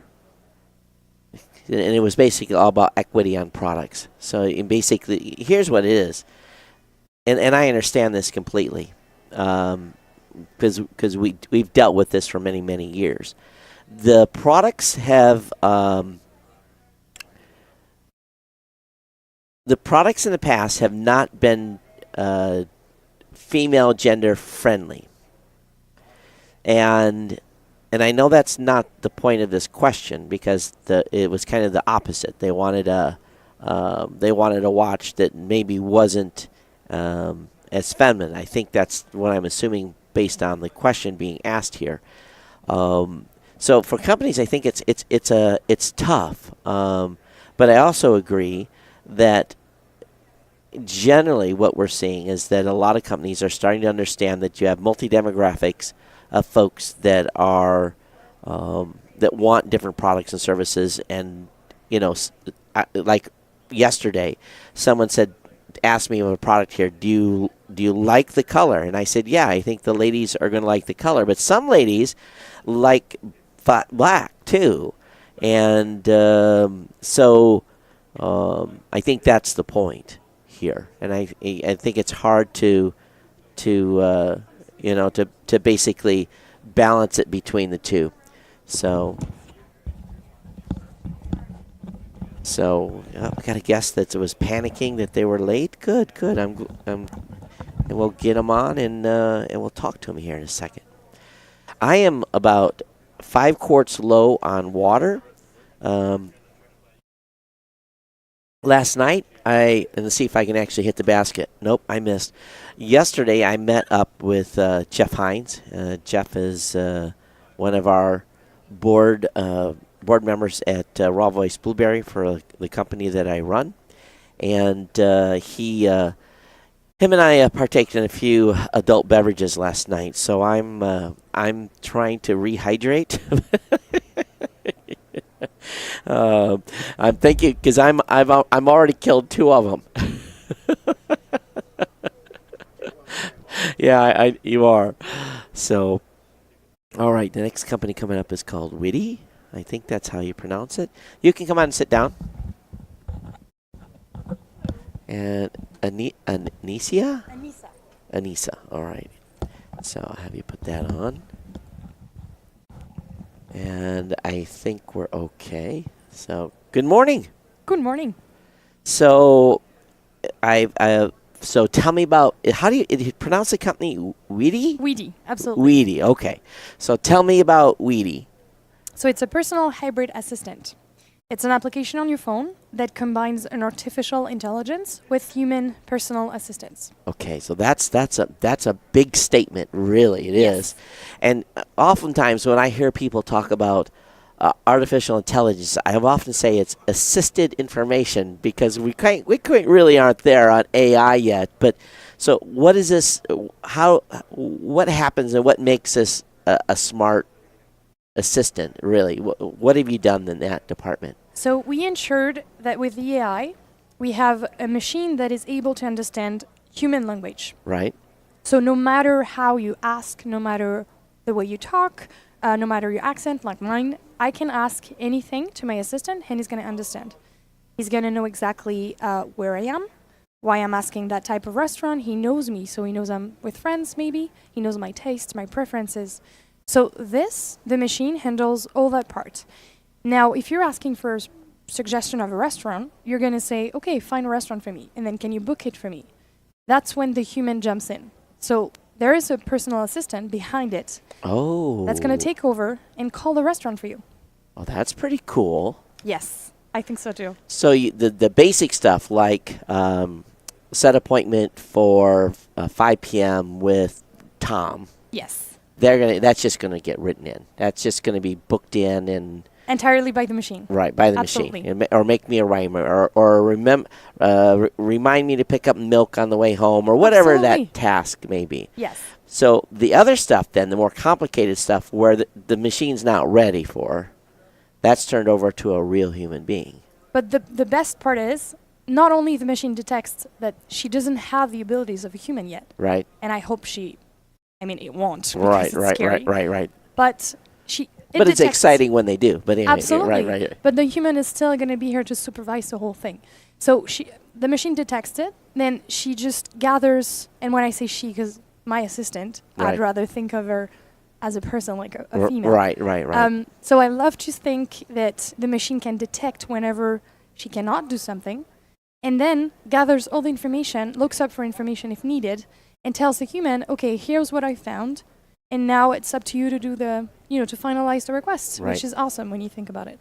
And I think too, like things have been crazy busy here. I've got to make a change to a reservation that I've got tonight because a few people are not going to be able to come. It'd be nice to have some way just to say, change the reservation at the Grotto. A lot for a year, really thought through and really reflected on the AI part, the human language, natural processing.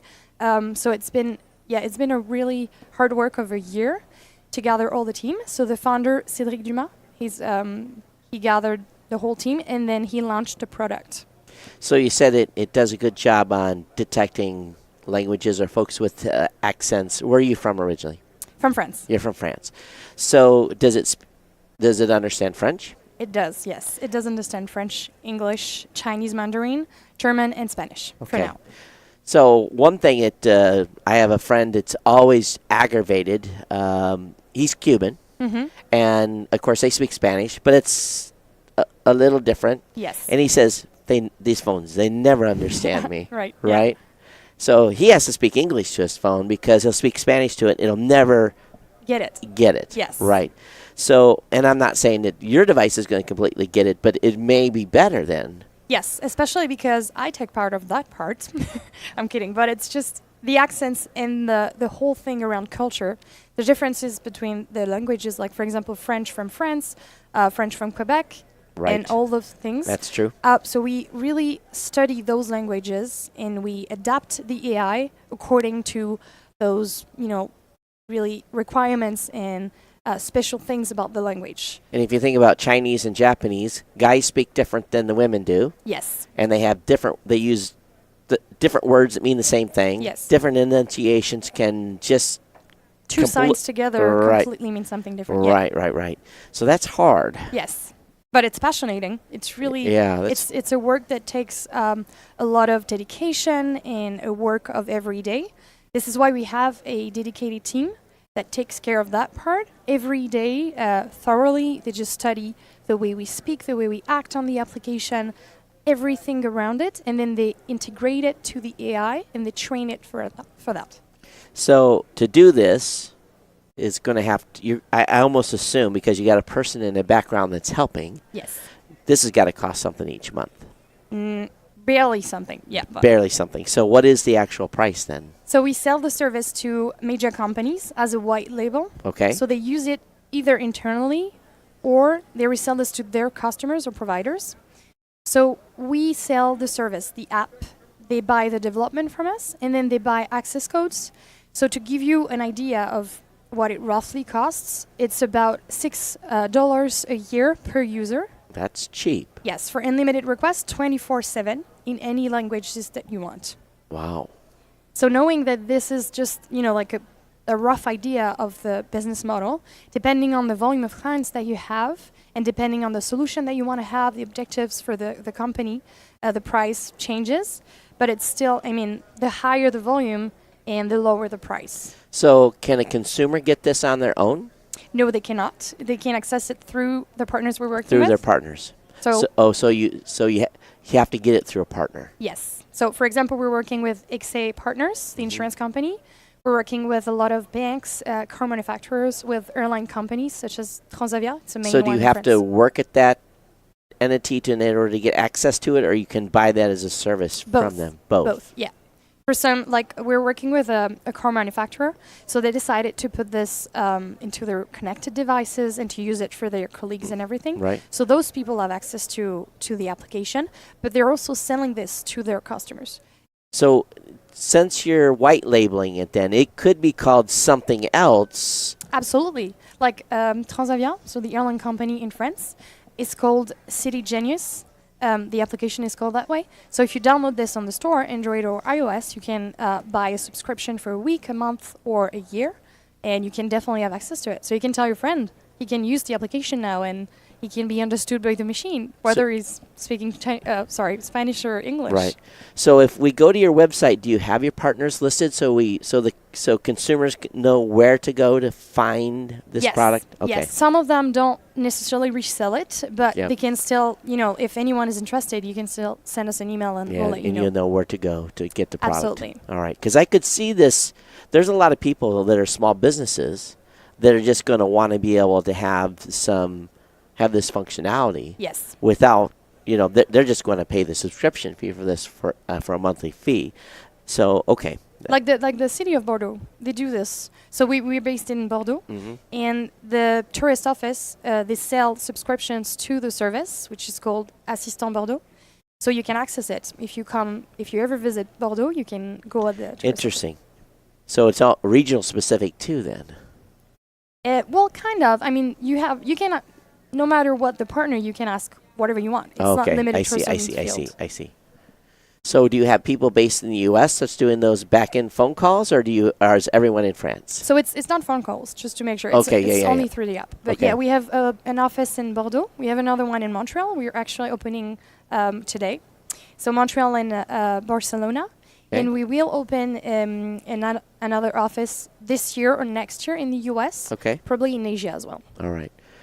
This is a very I'd love to see it run, and Yes. play with it. That's the key. That's where Absolutely. where you will see if it does what you say it does. Yes. Because oftentimes, and here's the main thing too. This is a product that is not beta. This is being used, actively used. Absolutely. Okay.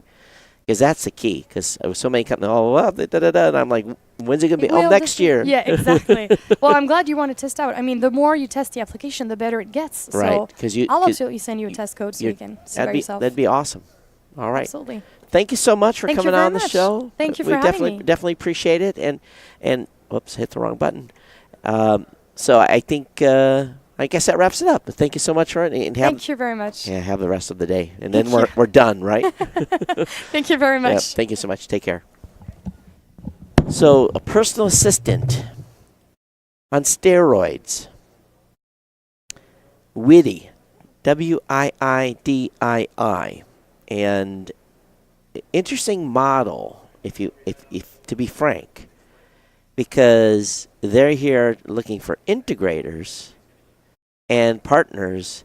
You can't buy it from them direct. To me though, that seems to be the weakness on this. I don't know why they don't want to do that direct. Would it make sense if you have put this much time and effort into it, instead of going to white labeling it, that you would sell it yourself? That's my only on that one. To be frank, it's my only. All right, so are we? Do we have anybody else in tap, or are we? That's been nice. Nice to have people show up. Okay, all right. So I can go back to showing off some videos. This next one, if you're a musician, specifically that play the keyboards. This is maybe something that you'll be interested in. And I'll roll this. And it's kind of an interesting demo. I hope that you can hear the annotations and the music from what they're doing. Pay attention to the ring that is on the keyboard player, if you can see that in the video. That's going to give you some insights into what they've done here with a smart ring for artists. 2 and 2. Todd Cochran here, Geek News Central at CES 2018. We're with Damien at the company called Enhancia. They got a really cool music enhancement device. So, Damien, tell me about what you guys have created here that you got an innovation award on. Yeah, so we've developed this connected ring device that lets you control musical effects through simple hand gestures.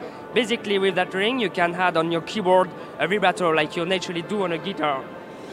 Or you can also add a pitch bend by rolling your hand on your right. Or you can modulate the amplitude of the sound by raising your hands up and down. So you have everything in your hand, and you can freely control musical effects in one time. So for musicians, we offer a new experience. Before, they used to play on the keyboard, and then in post-production, they added musical effect, and now you have everything in a single process, so you are free to play the music as you feel it. So this is probably going to be primarily used for electric keyboards, obviously, right? Yeah. So what are some have you guys thought of some other ways that people are going to use this that may be a little bit outside the box, or do you think they're specifically going to use it with keyboards? So it works with any keyboard on any digital audio workstation. It's really universal. You have this default preset, so you just plug and play with that. And you can also, with our software, configure your gestures and pick up the movement you want to use and assign freely any movement independently to any sound effect. So what's going to be the availability and what's the price range on this? So we will announce the price for the Kickstarter campaign scheduled for March of this year, so in 3 months. And it will be revealed publicly, yeah. So it looks like it's ready, though. You're pretty close to be in production, yeah? So the production will be released in June, so we will back in November of this year. So what's the website where they can find more information? At enhancia.co. Enhancia.co. And at expressivity. Express your express your creativity. Yeah. Awesome. Well, anyway, folks, there you go. For the musicians out there, a new way to put a twist on music. Todd Cochran, Geek News Center here at CES 2018.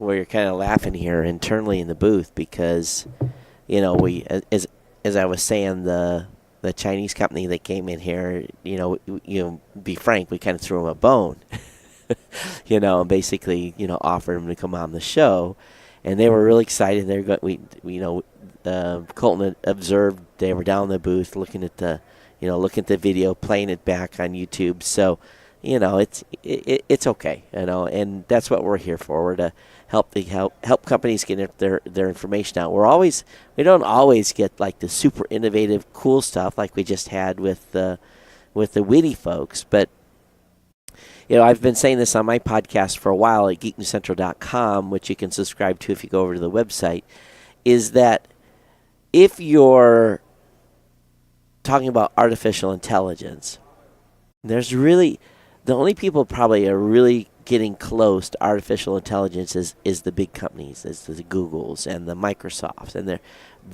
but it's still assisted information. Someone has had to write the code to make that software program do something. Pathways in. It's just like driving a car. When we're going someplace, and if you know the way there, you get to a corner, you're going to turn right, you go right to get to that location. Computers may not know where you need to go, and without it being programmed and told which way to turn, that's the weakness that we are at this point. Now, if the programming is good, again, it's assisted information. It's not artificial intelligence.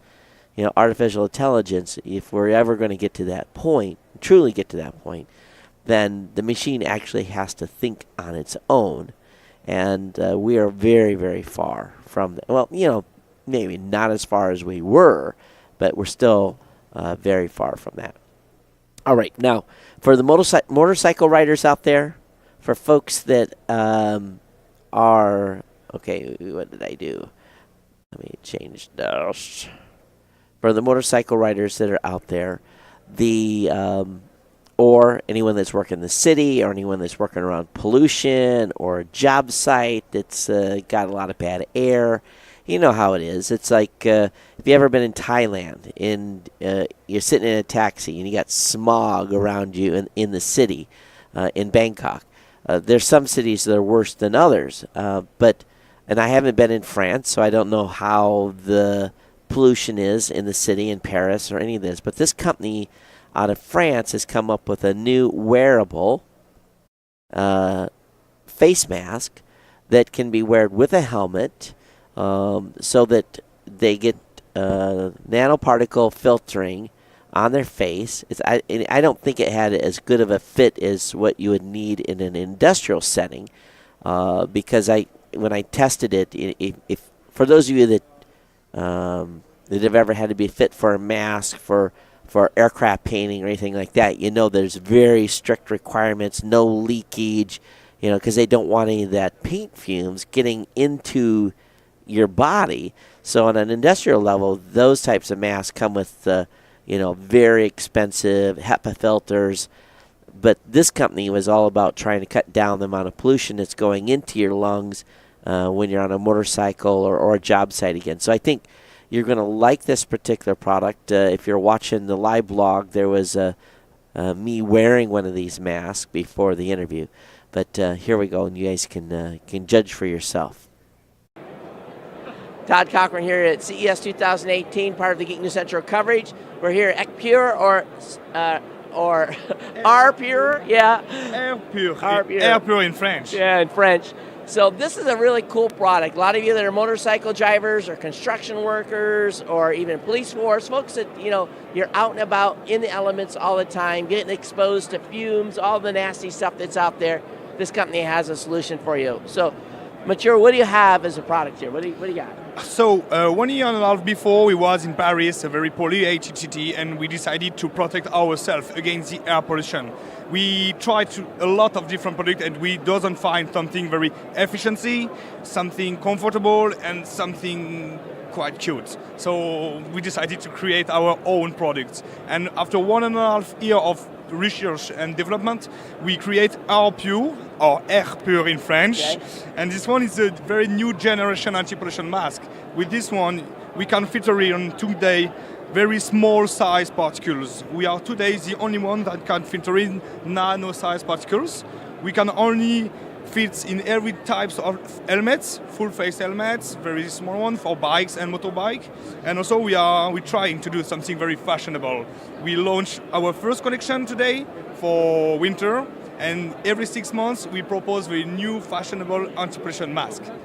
And the cool thing about this is that I tried it on. It was comfortable, had a nice form fit, and what's really going to do is give people that are, I can imagine riding a motorcycle in a city and getting hit in the face all day long with those fumes, and be able to get the filter and be able to actually breathe good air is good. So how long does the filter last? How often do you have to change it out? About the filter, you have to change it, of course. And we developed also a mobile application that can tell you when you have to change the filter, because it's very important. People have some filter and told us, yeah, but when I have to change filter, they don't know, 1 month, 1 year, 1 week, 1 days. That's why we are developing an application that cross air data of pollution with your geolocalization and also the weather. And after that, we can know exactly the time have you had to change the filter. Between 4 or 6 weeks. Between 4 or 6 weeks. And that's actually pretty good for a filter like this. So availability, what's the price point? I know that you're going to be obviously changing the mask covers. That's a cool thing. So. Yeah. But the price, retail price, it will be proposed on the market at $150, and we have to change the filter. The cost filter is $30. Are you going to have this product in the United States? I think this year, we will arrive in the United States for the June. For June. So for folks that want more information now, what is your website that they can go find more information about? Yeah, you can go directly on the website r.pure.com. Okay, so r.pure.com. So there you go, another cool innovative product here at CES 2018, and it's fashionable too. Todd Cochran, Geek News Central. And I had to laugh when we were talking with him. He said, "Yeah, this will be. We're going to have seasonal colors. We'll have seasons. And next season." I'm like, "Oh, sounds like the fashion industry." We said, "Well, we're from France, so they're going to have.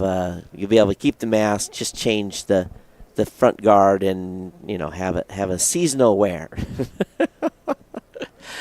All right, so this next video is a smart ball for your pet, and this team has spent a couple years getting this thing ready, and it's the ability to play with your dog or your cat wherever you are, and I think this is an interesting little. I think it'll be fun. They actually did operate it on carpet, so I did get to see it operate in carpet, but I think it works best on hardwood floors from my perspective, what I saw. But anyway, I think you're going to get a kick out of this. This might be something that you want to get to play with your pet when you're away, to keep your little dog or your cat active, or maybe just mess with the cat. Who knows? Here we go. Todd Cochran here, CES 2018. We're with Pebby. And, smart pet toys are quite the rage right now. And this is a new company that's coming out with a new product that they're actually getting ready to kick off on an Indiegogo or Kickstarter, one of the two? So we launched on Kickstarter last year in March. We raised about $500,000 in funding, about 5,000 backers right now. So right now we're going into production, hopefully delivering in Q2 this year. So Pebby is basically a toy that interacts with your dog, and it has a laser pointer, changes lights. Why don't you show us a little bit about what the actual device does with the app, if you can? Pebby is actually, it allows for remote interaction and play. So you can be here, pets at home, balls at home, anywhere you are. Launch the Pebby app, and then you got this joystick over here. Some playing functions that you have, talk to your pets, snap pictures, record videos. Once if you pair it with the Pebby collar, it unlocks the autoplay function. So what that does is that when your pet runs around, the ball follows it and plays with it automatically. So these are the key features. And once you're done, just drive it in the wireless charging dock. So it's 4 hours of charging time and 2 hours of optimal, non-stop playing, 12 hours on standby. So what's cool about this is it's got a camera, so you don't even have to be home. You can be at the office or whatever, and you can, or at CES, and you could be playing with your dog at home, right? Yeah, you're in CES for 4 days. Your pet's at home, launch the Pebby app, drive the ball around, keep them entertained. So you've got the ability also to it makes noises as well, right? Does it? So we have these functions where there's a cat icon and a dog icon. If you press the cat icon, it gives a meow. The dog icon gives a woof. I mean, more than that, you can even talk to your pets, So like really from here, it's like a handphone kind of thingy. Talk to them and they will hear you. If they bark, you will hear it through your speakers on your phone. So what happens with the big dogs that like to bite these things? Are you going to deliver in a protective shell? So a lot of R&D actually went into our outer casing. Like it's the simplest thing to make, but it's the most complex, right? So right now we are between a 7H to 9H hardness, which is one of the highest for what we can get for this plastic casing. So yeah, we have been here for 3 years. We know what happens. We've been through multiple testings. More or less, we are quite good right now with the big dogs. We tested a few, broke a few, but right now we're really good in this aspect. Because the dogs will go crazy on those things, right? The cats won't. They'll just kind of bat it around, Yeah, so for the cats, we actually made a special laser over here. So I'll press the laser icon here, and the laser comes out. So you can drive it around, shoot it on the wall, and, cats go crazy like that. So how do you keep the laser then would kind of be all over the place? How do you keep the laser stable? So you can actually just stop the ball, like don't move it, just control it here, up and down, and point it to the wall, and it doesn't move. So if you want it to move, you just start rolling the joystick all around, right? The laser drives the cats crazy. So what is going to be the price point, and when do you think you're actually going to be delivering? So the price point right now for pre-orders, we are going at $189 USD. Once we deliver out, we are hoping to deliver out Q2 this year. We're going for a big launch in the US. Price point will be $249 for the Pebby ball, the Pebby dog, and the smart collar. What's the website? www.getpebby.com. GetPebby.com. Yep. All right, cool stuff here at CES. Todd Cochran from Geek News Central. All right, so that was the cool little toy for your doggy or your cat. I think it is pretty cool. And if nothing else, you can terrorize the cats with it when you're not at home. A cat and a laser pointer. Oh, my gosh. You can drive them insane. You really, really can. All right, so I'm going to queue up some videos. And, okay. So we're getting asked questions. This is what happens when you have a studio. People stick their head in, and then they start asking you about how do you do streaming and what gear should I buy, and the more fancy we have of a rig we're using on the floor, the more people stop and take a picture of the gear. And I've done that too. If I've seen someone's rig and I thought that was cool, I could adapt something for my own. I've grabbed a picture of it. It does get a bit annoying at times. If I could get a contract for every person to stop me and ask me how to do something from a live event like this, I would never sleep in my own bed at home. But that's the way it is here at the show. All right, so we're going to show you some F5 Live content that they collected on the floor, and we'll be back in just a second with after we play this video.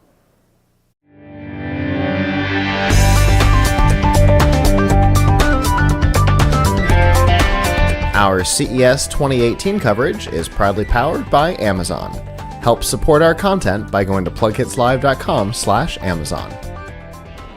Hey guys, Scott here with Plug Hits Live, part of the Tech Podcast Network.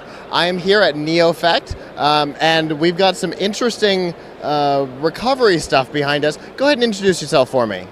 Yeah, my name is Scott Kim, and I'm the CEO of NeoFect USA, the US operations of the NeoFect. Okay. And behind us, we've got like a board with an armrest and what looks like almost a falconer's glove. What is it that we're looking at? So these are all therapeutic devices, mainly for the neurological condition patients' rehabilitation. Okay. So for example, the smart board, that's for the stroke patients, like shoulder movement rehabilitation. Okay. So it's all about neuroplasticity. So by working on repetitive motion over and over, so your brain actually gets through the process of relearning something which you used to know but not anymore due to accident or stroke or anything. Okay, so I noticed when I was watching, somebody was playing what looked like a game that was on a beach, and they had, it actually kind of looked like Animal Crossing. There were seashells and stuff, and it looked like they were picking them up. Is that's like to get fine motor control and stuff? Yes, yeah, you must been actually checking out the treasure hunt, like finding the treasure out of the sand by the ocean. So like that game is specifically for the hand motion, for like this motion. So basically like you can think of the wiping the floor motion. Okay. And like by working on repetitive action, like using the game, you can actually like get better like with more engaging tools as well as the tracking capability. Because every time the game ends, it actually tells you how much progression you've been making. Also, it tells you like what kind of range of motion you're having right now. Okay, so it learns from you and watches your behaviors and sees how if you're getting better at the motion. Yeah, definitely. It's a lot better than like you've been told that like, oh yeah, you look better for like past couple of years, but it actually tells you like you've been actually gaining the range of motion by X degrees over past 3 weeks. Okay. Yeah. So it's really nice to see numbers, not just you're doing better. Absolutely. Yeah. Fair enough. And then the glove, what is that for? So glove is the basically a real-time biofeedback device, mainly for the stroke patients. Okay. So by wearing the glove, you can actually play the games, but at the same time you're going through the rehab process. So you can virtually pour the wine, or catch the baseball, or play ping pong. So these are all the these are all related to the daily activities. Okay. And like by virtually like being part of it, you can actually relearn like what it is like, what it feels like. But at the same time, most importantly, by working on repetitive action, that you get better over time. Okay, so it's not like a semi-robotic thing. It's something that's watching your behavior and allowing you to do what would normally be a normal everyday activity semi-virtually. Exactly. Okay. So for example, we have games called the Squeezy Orange. So you can actually like virtually squeeze the orange and then 50 times a day, as many times as you want actually. But without this type of tool, you actually have to rely on things like a rubber ball. It's you have to like squeeze it like 200 times. It's not the most exciting activity, but at the same time, most importantly, it's hard to keep track of your progress. And yeah, it's such a tedious work like to remember like how many times did I squeeze this ball today versus yesterday. So this has kind of that same almost gamification where it's keeping track of your progress and showing you if you're doing better or worse than the last time. Absolutely, yeah. Okay, and so what phase of development are these things in? Are they prototype? Are they on the market? Where are we on these? So smart board, smart glove, and smart pegboard are already on the market. Okay. And especially smart glove has been on the market since 2014. Okay. And the one product, it's called the Neo Mano, and it is going to be on market like sometime this year. Yeah. And so since there is obviously it's a medical application, if somebody wanted one of these, do they have to interact with a doctor to get one, or can they just order one? Oh, they can just order one. Okay. Like they can just visit our website, like rapaelhome.com, RAPAEL home.com, and to order the smart glove or smart board or smart pegboard, and the assistive device Neomano, like it's currently under development. Yeah. And what kind of price range are we looking at on these? Under $1,000, but we're still working on it. Okay. Yeah. Very cool. Well, I really appreciate you taking the time to talk to me today. Thank you. For continuing CES 2018 coverage, stay tuned to plughitslive.com/CES. Hey everybody, we're back, and I'm joined with Colton Clymer. Colton is part of the GNC, part of the Geek News Central team. Yep.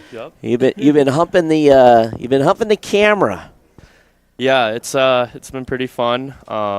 Carrying the tripod around, like you said, that 15-pound camera feels like 50 pounds by the end of the day. It does, doesn't it? Especially with the tripod. But all said, this is first time out here in CES with you. First time to Vegas, too, First right? time to Vegas Yeah. as well. So just seeing the crazy stuff in Vegas alone has been nuts. But I've been telling everybody that I've been kind of talking to, you know, I'm not a really big tech guy. I'm a big video guy, big sports guy. Right. But seeing all this tech, it's just crazy to see the innovation that's out there, the creation that's out there. Amazing to see what people are coming up with. Amazing to see the products that are going to be out and this year and in future years, and just the technology. What we're doing is endless, and with technology, and you're seeing that at a place like this. So for my first time to be here, just to walk around and check out some things, I'm just like blown away almost. And here's the thing, you guys didn't even get the full CES experience because we've stayed at the Sands. You haven't seen the other 100 football fields literally at LVCC. So, you know, we've been focused on startups and the home innovation stuff a little bit, but the home innovation stuff just kind of runs together. It's like booth after booth of almost the same thing. So, you know, from that perspective, you know, I feel bad that you guys didn't get the full CES experience, but we've definitely got the full Vegas experience. You summed it up in a word that I call it the space-time continuum. You called it something else. What did you call it? It's kind of like a time suck here. Yeah. I mean, obviously being from Ohio, I'm getting used. I had to get a little adjusted to the time difference alone, but it just feels like the days. People are out all night. It never stops. I mean, you look out your hotel window at 2 a.m. and all the lights are still on. Yep. All the restaurants are still running, but Yep. it just feels like the days are longer here. It feels like we, you know, like a normal day at work, it flies by, but it feels Yep. like here it's just like It's it's 11 o'clock. It's only noon. It's like right.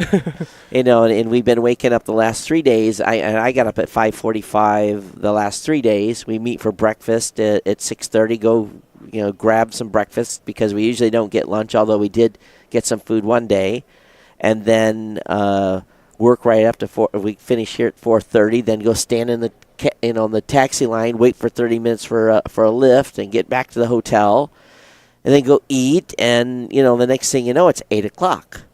Well, if you want to have a cocktail or two, then it's 11 o'clock. You know, and then you're like, oh my God, I have to get up, and you're looking at your watch like. Exactly. It's just like, you know, you guys kind of laughed at me because while we were playing one of the videos here, those of you know that have been watching or listening to Geek News Central for many years know that I wear CPAP. And last night, I must have 3 o'clock in the morning, I must have ripped off the CPAP. So today I'm like, man, I am tired. And I did a little head nod here while one of the videos was playing. You guys were laughing at me. And he said, well, I'll come on if you need me to come on. I said, well, yeah, maybe you better come on and help me carry through.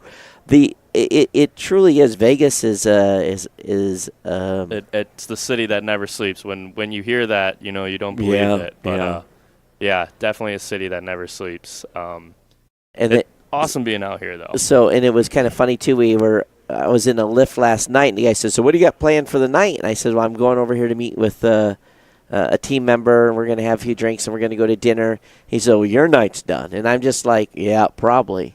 But he says, never plan anything in Vegas because you never know where you're going to end up at the end of the evening. So Exactly. But I've been pretty tired, so I pretty much ended up in the hotel bed right about the time I get back. So. You were face planted last night, Yeah, right? You said yeah. you got back and you just crashed, and then you woke up and it was like 10:30, and like, oh, I just slept for 5 hours, right? Yep. So definitely putting a wear on me, but it's been fun meeting everybody. People who are watching this, if some of the clients, you might recognize me. I've been kind of the guy standing out there, handing out the information packet, and talking people up, keeping people entertained while we got guests waiting or anything like that. So, Colton's been running the green room. Yeah. It's more like the green hallway. Yeah, and then some of my camera footage, it's been okay, but we struggled Tuesday. I said Tuesday came in and had to learn some new equipment, but it was going to get better each day. Yeah, and I think it has. And nothing has been shot that can't be fixed in post. That's the beauty of it. Mhm. Overexposure is harder to fix than underexposure. Exactly. Yeah, so underexposure is easy to easy to solve, and I've been guilty of that too. All right. Well, it looks like we do have a guest out there, Oh, so do I'm gonna we? let you take care of that. Okay. Thanks for letting me hop Yeah. on for a little bit. Yeah, sure. Give you a little fill stuff for you. Yeah, So yeah. thanks. We're gonna have the guest hop on. All right. So Kirk was, and Kirk's been running taking care of the lower thirds, watching the stream, kind of doing the what cameraman Jack used to do a lot with some of the, and Michael Dare too. So I miss you guys if you're watching, and but yeah, it's been a fun year. Today, it's the 4th day, and things. I better not even say it. Things have been running very, very, very smooth. So I'm just looking. Looks like did the stream actually? Yeah. Of course, I probably spoke too soon here, and but I want to double check real quick.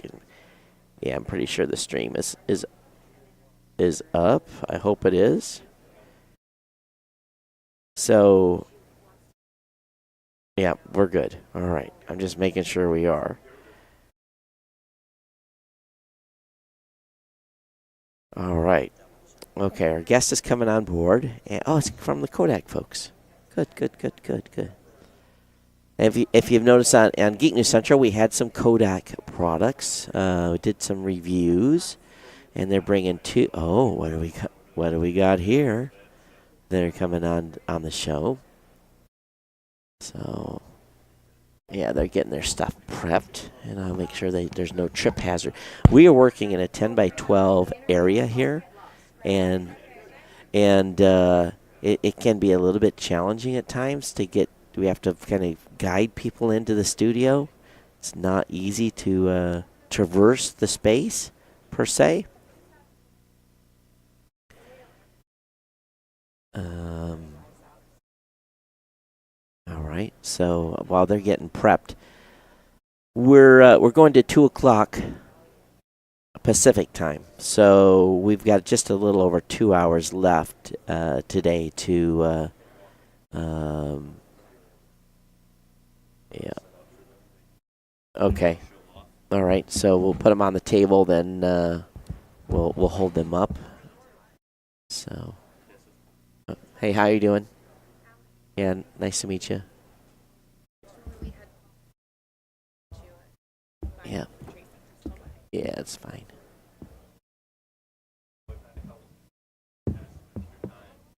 All right, perfect.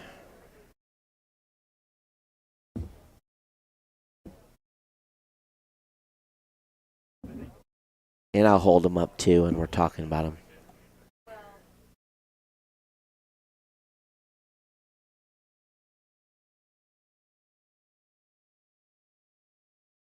Did you have a hard time finding us?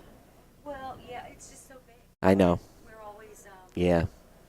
we're always stuck in the South Hall. We never get to leave our booth. Yeah. So it's like, get out of jail. That's you. Here you go.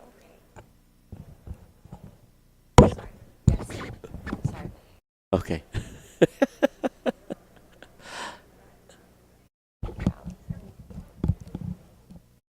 All right.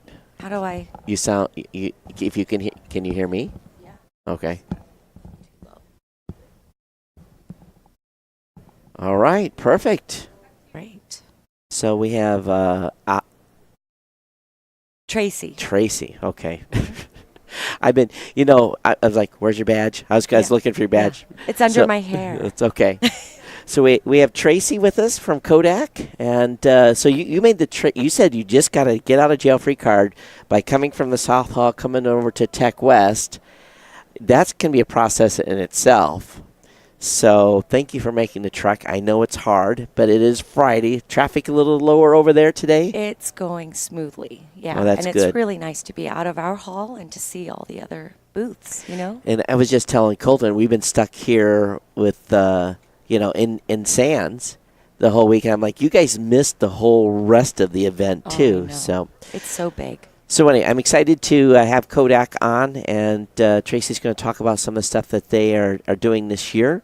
And of course, if you read geeknewscentral.com, you'll know that we've done a couple of reviews on some Kodak products recently. A printer, a Polaroid type device, not Polaroid, but a instant print picture thing. I don't know, a whole bunch of stuff we've done for Kodak, but it's on the website. But what have you got today here? Well, we're with Kodak PixPro, so we focus on digital cameras. Yep. And we've been doing that under the Kodak PixPro brand for about 5 years now. We took over the very successful and I guess 130-year brand of Kodak cameras. First with the point and shoots, and so the little one right here is a super affordable, under $100, 5x zoom, and even though we have great cameras on our phones, a lot of people still want to have a point and shoot camera that they can throw in their bag, give it to their kids. And not have to worry about losing their phones and such. So we're at Walmart.com, and we're in over 4,200 Walmart stores with this model and 4 others. And it's a really great camera and affordable and loads of features and sort of that Kodak trusted name in photography. So it's amazing how small they have gotten. I know. I do the same thing when my kid goes to camp or something like that. Instead of taking a cell phone, I'm like, here's a little camera you can take. And that looks probably, what does that retail for? That one is about $69, $69.79. We have AA battery models. A lot of people like that convenience. This one happens to be the lithium. So we've got a great assortment. So even if they lose it, you're not going to be too crazy mad. Exactly. It's a difference, but they lose that $600 cell phone. That's a whole different story. Yeah, your life's in that, right? Too. That's right. But so is this one too, because you can get some fabulous pictures and print them on the Kodak printers and such. Yep. Yeah. So the 4K 360 camera. This is the Orbit 360 4K, and this is our newest camera that started shipping about 3 months ago. Wow. And if you notice here, Go ahead. It's obviously a single body camera, but it's got 2 lenses on it. And do you see how one's a little smaller than the other? Oh, yes. That's because we did some trickery. It's more than just a 360 camera, So a few years ago, maybe 3.5 years ago, when we launched the first 360 camera, there was really no universal or easy way to play it back and share it with people. Now Facebook and YouTube support 360. All of our cameras are supported. And so the idea is to make a very compact, go anywhere camera. It's freeze proof, dust proof, shock proof. 6 feet, I can drop it and still be okay. Splash proof as well, but we have a waterproof housing. And you can use it as a 360 camera to capture your adventures, your travel, your kids, anything you love to do. Mm-hmm. A lot of people are even using it for business. We have another camera here I'll show you shortly. And once you capture it in 360, we give you software, Kodak PixPro software, that you can then snap photos from. So I can do little planets, those cool ones where it's, or a panorama picture. But this one is also a 4K 197-degree field of view, traditional. You could use it as an action cam. Oh, so that's interesting. If I wanted to just mount it, say, on my helmet, if I'm going snowboarding, right. I would face this smaller lens forward, and then I've got a super wide angle, traditional 16 by 9. Action cam. Yeah. And I think I had bought a competitor's 360 camera, and you know what drove me crazy? I don't know. I could never edit the video because it required a special phone to work with it. Yeah. And I sold it. Yeah. Because it just, to me, it was worthless. So you guys are providing software with this. Does it Windows, Mac, or just PC and Mac. And the great thing, all of our cameras in the 360 family, we have 3 of them, come with free software for Mac or PC. Nice. And then we also bundle accessories. So the handle and the 3-leg stand that you're holding right there comes with it. And if you buy the satellite pack for the Orbit, we also include a Bluetooth remote control that you can snap onto the handle. Nice. Or you can wear it as a watch. Okay. So I can control and, switching from 360 photos to 360 video. Sure. I can start and stop recording, or I can choose to just press the button on the camera, or we even have an app. So it's very versatile, and depending on how the user wants to, control the camera, there's a lot of options. So this is on the street, available today. It is at kodakpixpro.com, and I just mentioned the satellite pack, which has kind of the most accessories. That retails in the U.S. for $549, so very affordable. So $549 for a 360 camera with the software, and also can use it as an action cam as well. Exactly. So yeah. very, very smart. Yeah, so it was interesting to see the different lens sizes. I know. So the bigger field of view is the big lens or the small lens? The bigger field, well, this one here you would probably have pointing back. So when I took it to Europe this summer, I actually had it on a selfie stick, and I faced the smaller lens forward because most people want to see what I'm seeing. Right. You know, they may occasionally look in the peripheral or behind. Right. And that's why this larger lens is used kind of as secondary. Okay. You know? Gotcha. But they're both 4K lenses, so Nice. so it's high quality video. Yeah, awesome. Yeah. And which way do we want to go next? I think I want to show this one because Okay. this one was actually out about a year and a half ago. I mentioned that we've been in this 360 business for about 3.5 years, Yep. and when we first launched a 1080p version, we thought that it was aimed at consumers, but again, Facebook didn't support it, YouTube didn't. So it was professionals that were buying that camera, and they loved it because they were going from maybe 6 or 8 camera rigs to now 2 cameras, and it Okay. was very simple to use. But their only ask was that they had more quality in the video, and that's why this one, we stepped it up and made a 4K version. And so in our booth over in the South Hall, we're at 21224, we're showing off a lot of case studies, and there's some cool applications because most people say, oh, it's an action cam. Right. So much more than that. We've got people that are using it to make documentary films. We've got a person, Hannah, who her company makes extremely engaging and enveloping videos, and they use it in hospice or people that have been hospitalized for a long time. Her content then goes into like the goggles or glasses, and people can escape to like other worlds, Oh, take their that's cool. minds off things, you know, and really kind of transport themselves to happier places and such. The Hard Rock Hotel and Casino here in Las Vegas used those 2 cameras instead of a big complicated rig to do their rehab pool party.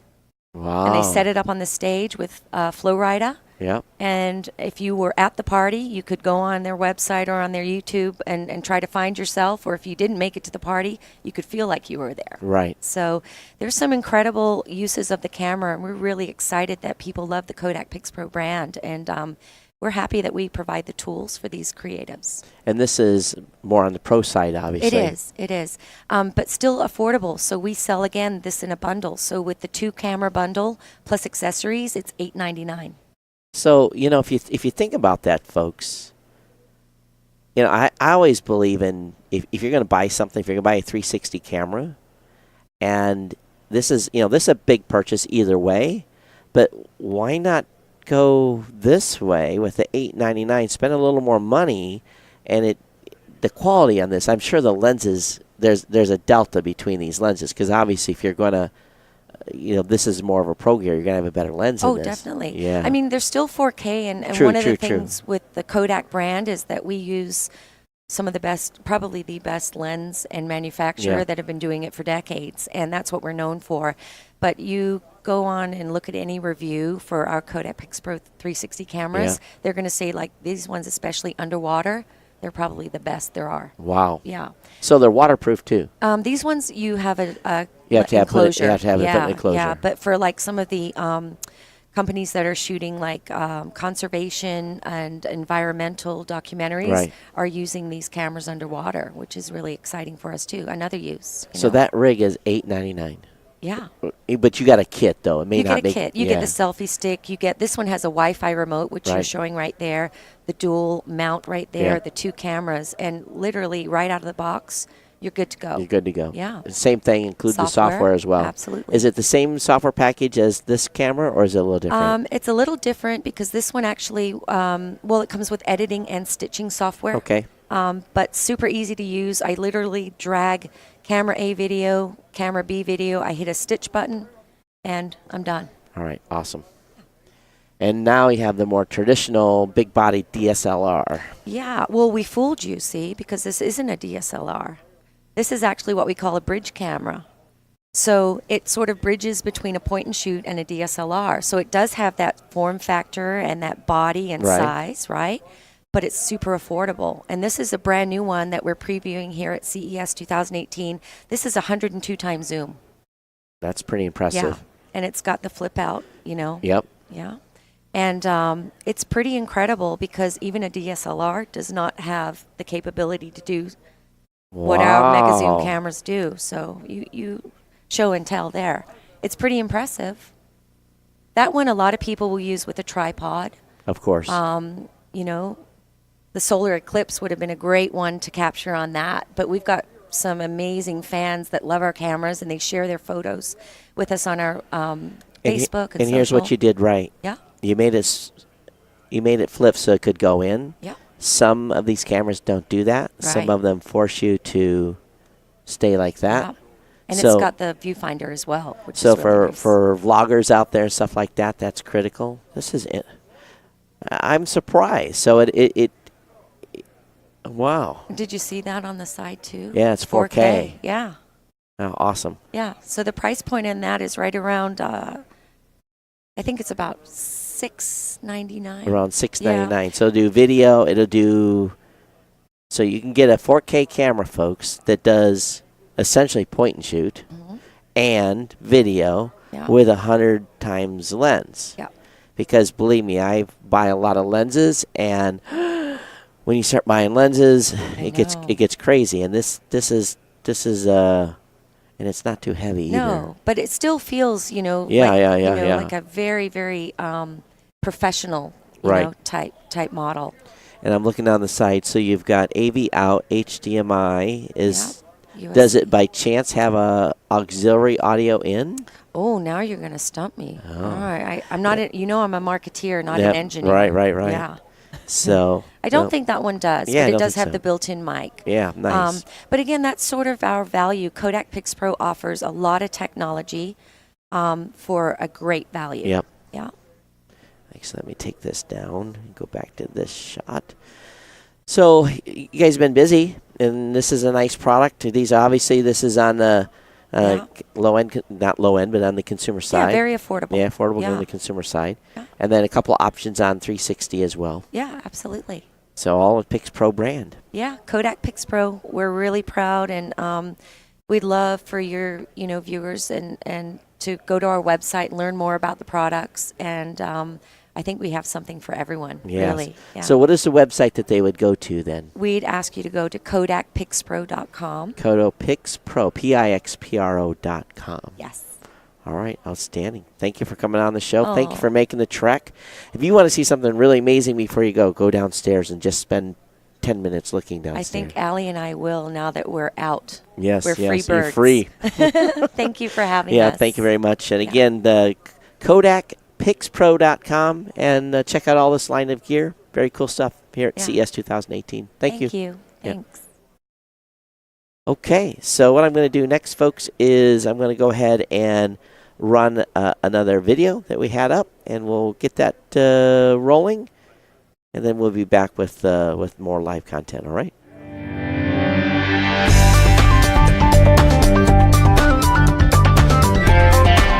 Our CES 2018 coverage is proudly powered by Amazon. Help support our content by going to plughitslive.com/Amazon. Hey guys, Scott here with Plug Hits Live, part of the Tech Podcast Network. I'm here at CES 2018 at the Netatmo booth. Go ahead and introduce yourself for me. So I'm Helen Duvall. I'm a product marketing manager at Netatmo. Okay. And I see a whole big line of products behind us. What have we got going on here? So actually, Netatmo is involved in different areas of the smart home. We have security cameras, thermostats, weather stations, all sorts of things in the smart home.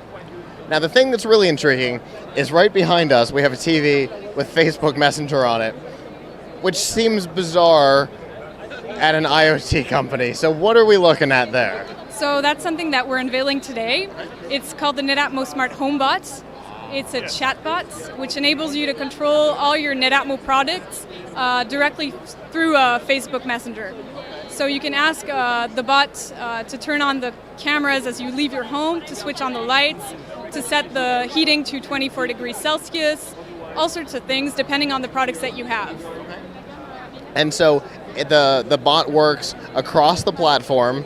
It doesn't care which of your products, it'll do all of it? Yeah, it will do all of it. Yeah, depending on the products that you have. And is there like a really strict conversational language, or is it more natural? No, it can be natural. I mean, yeah, just express yourself, ask it the things that you wanted to do, and So like turn on the lights in the living room. exactly. Or switch on the cameras. Okay. Or set the heating to 24 degrees, or Show me the live feed. show me the live feed. Show me who's at home. Okay. Yeah.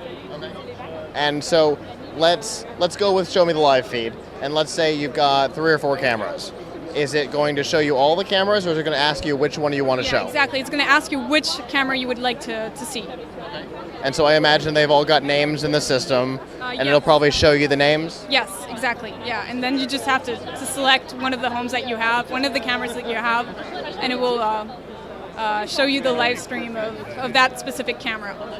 And so does it show the live stream in the Messenger app, or does it give you a link to show it and like show you the current shot? Directly in Facebook Messenger, yeah, in that conversation that you're having. I wouldn't even know how to do that. That's awesome. Yeah, it's super simple. You just have to look up for the chatbots through Facebook Messenger, click on NetAtmo Smart Home Bot, get started, and you're ready to converse with your chatbots. A pretty easy name to remember if you know the product. It is. So is this available today? Is it coming soon? It's available since today, only in English for the moment, but other languages will follow.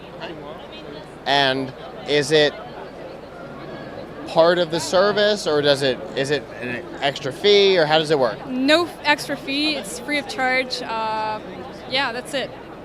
So I would imagine that obviously you have to have some way of telling it who you are. Is that done in Messenger, or is it done in the app? Yeah, in Messenger. You just have to sign into your NetAtmo account from the chat bots, from the conversation you're having with the bots, and it connects to your NetAtmo products, and then you can start giving orders to your bots. I love that sentence. You can start giving orders to your... Do this for me, robot. That's the idea, yeah. So it complements voice assistants, actually, because you won't necessarily use Siri when you're at work, or when you're in a public area. You would rather just text it, and that's how we designed the bot to complement voice assistants.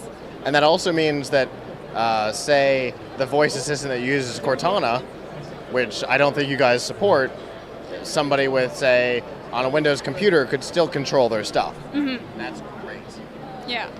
Fantastic. And it's only available in English, but is it available to people who are not in the U.S.? Absolutely. It's available worldwide, only in English, as I said, but other languages will follow.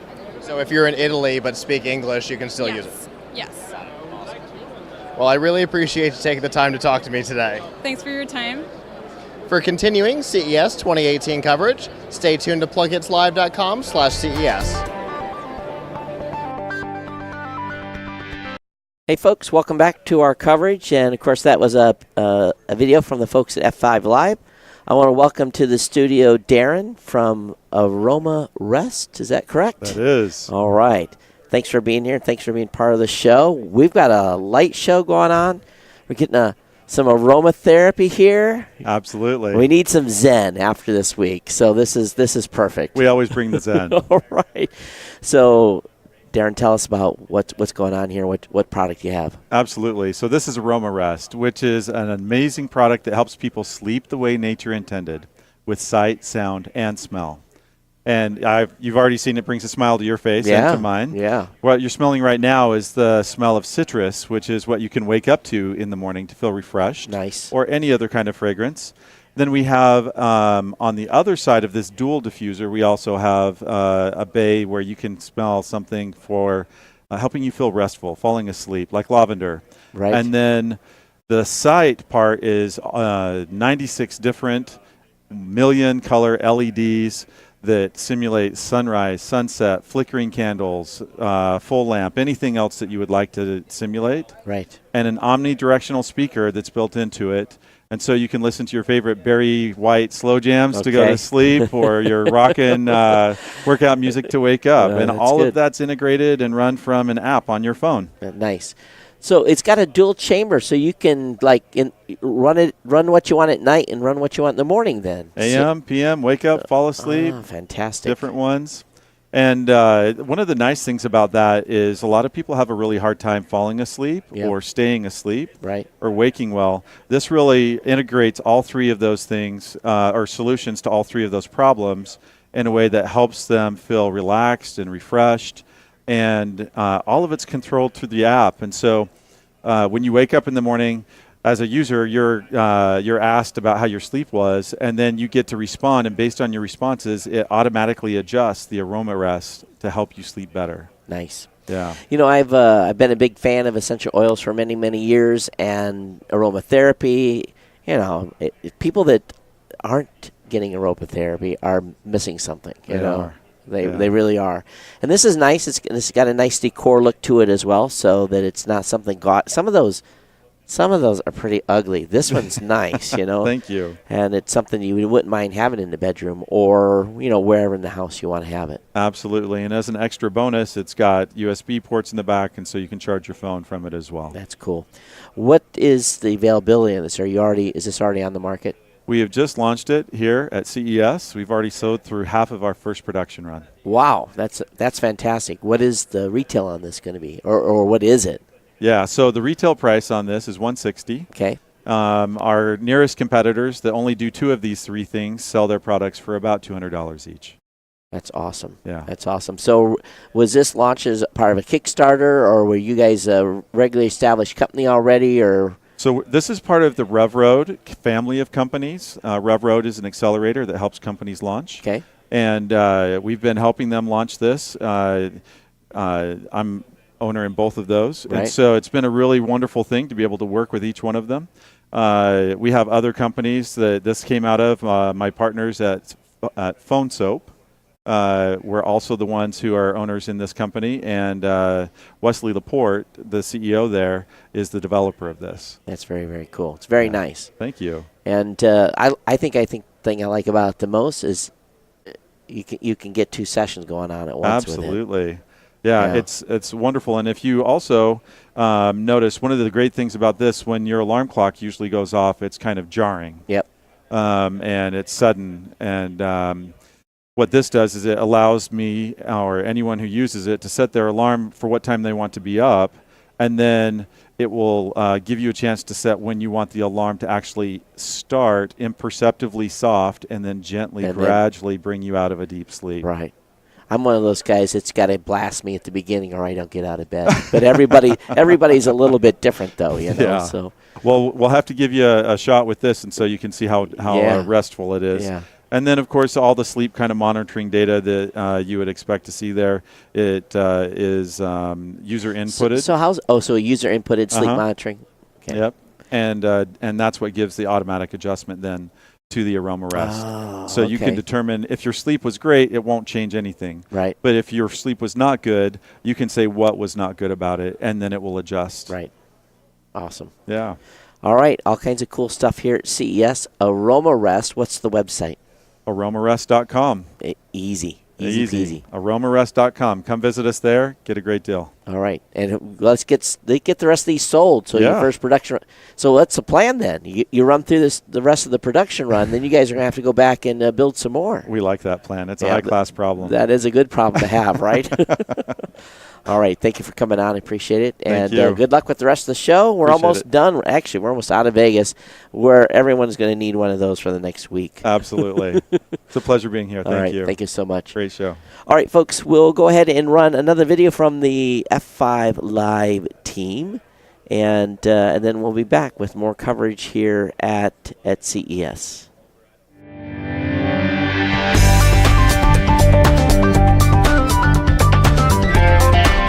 Our CES 2018 coverage is proudly powered by Amazon. Help support our content by going to plughitslive.com/Amazon. Hey guys, Scott here with Plug Hits Live, part of the Tech Podcast Network. I'm here at Omron. Go ahead and introduce yourself for me. I'm Jeff Ray. I've been with Omron for about 10 years, and I'm the Executive Director of Business and Technology. Very nice. And behind me, I see we seem to have a blood pressure cuff. What have we got going on here? So we actually have two new products that are first to the blood pressure world. The first one is where we've taken a traditional blood pressure monitor and we've incorporated an ECG into it. Okay. So people that may be suffering from AFib or other arrhythmias can now take an ECG and have a conversation with their doctor if they're detecting that they get an abnormal rhythm while they're at home.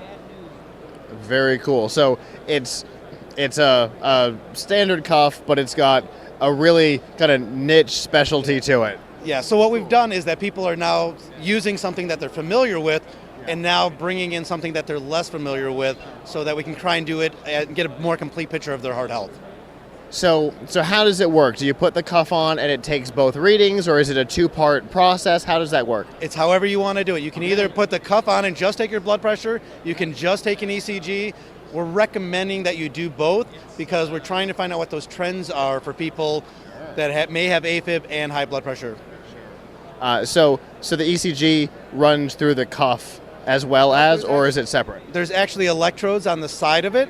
So you just put your fingers on the electrodes and it communicates directly with a mobile application on your smartphone to send that signal that you can then email to your doctor if you wanted to.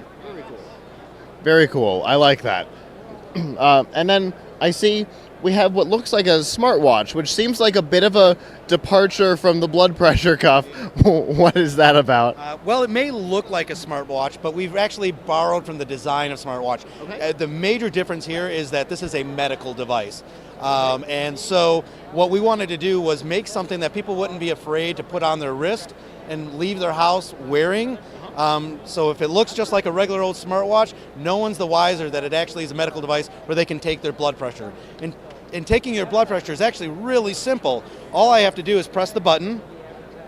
It's going to give me a 3-second countdown. It's going to ask me to put my hand over my heart very indiscreetly, and I can take my blood pressure. And so then I would show you that I just took a reading and my blood pressure was 119 over 91. We've color coded it so people know what the meaning of their blood pressure is. So 119 is green, so that's good.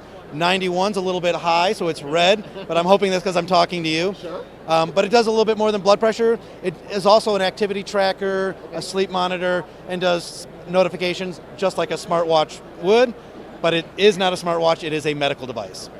Now, we've seen some other devices that do blood pressure, but this is a medical device, you said it, this must work differently. Yes, so this actually uses the exact same technology that's already cleared by the FDA, and it's the same technology that's used in the doctor's office. There's actually a cuff inside here that inflates with air to take your blood pressure. That is the only way that you can take your blood pressure that's cleared by the FDA. There's a lot of people that say estimated blood pressure, but that's not accurate enough to get through the FDA, and that's more why they say it's estimated. So this has the same inflator that you would see in the other cuff, just tiny and in the watch. Absolutely. We've just miniaturized it all the way down into something that looks like a smartwatch. And we actually had to put 2 of everything in here for safety reasons. So if in case it's inflating, you don't want to end up with a blue hand. So we put in twice the pumps and twice the valves, just in case one were to ever fail. Okay. Well, that is really cool. It obviously, like you said, it's not a standard smartwatch. It's got some of the features of one, but it's definitely more of a niche product than, say, Fitbit. Absolutely. But keep in mind, there are 100 million people in the United States that have hypertension that need to be owning some type of device. So we like to say this is a necessity, not a novelty. Okay. Very cool. And obviously it makes it more convenient. Nobody wants to travel. Nobody wants to come to CES with a full rig like this. This makes the product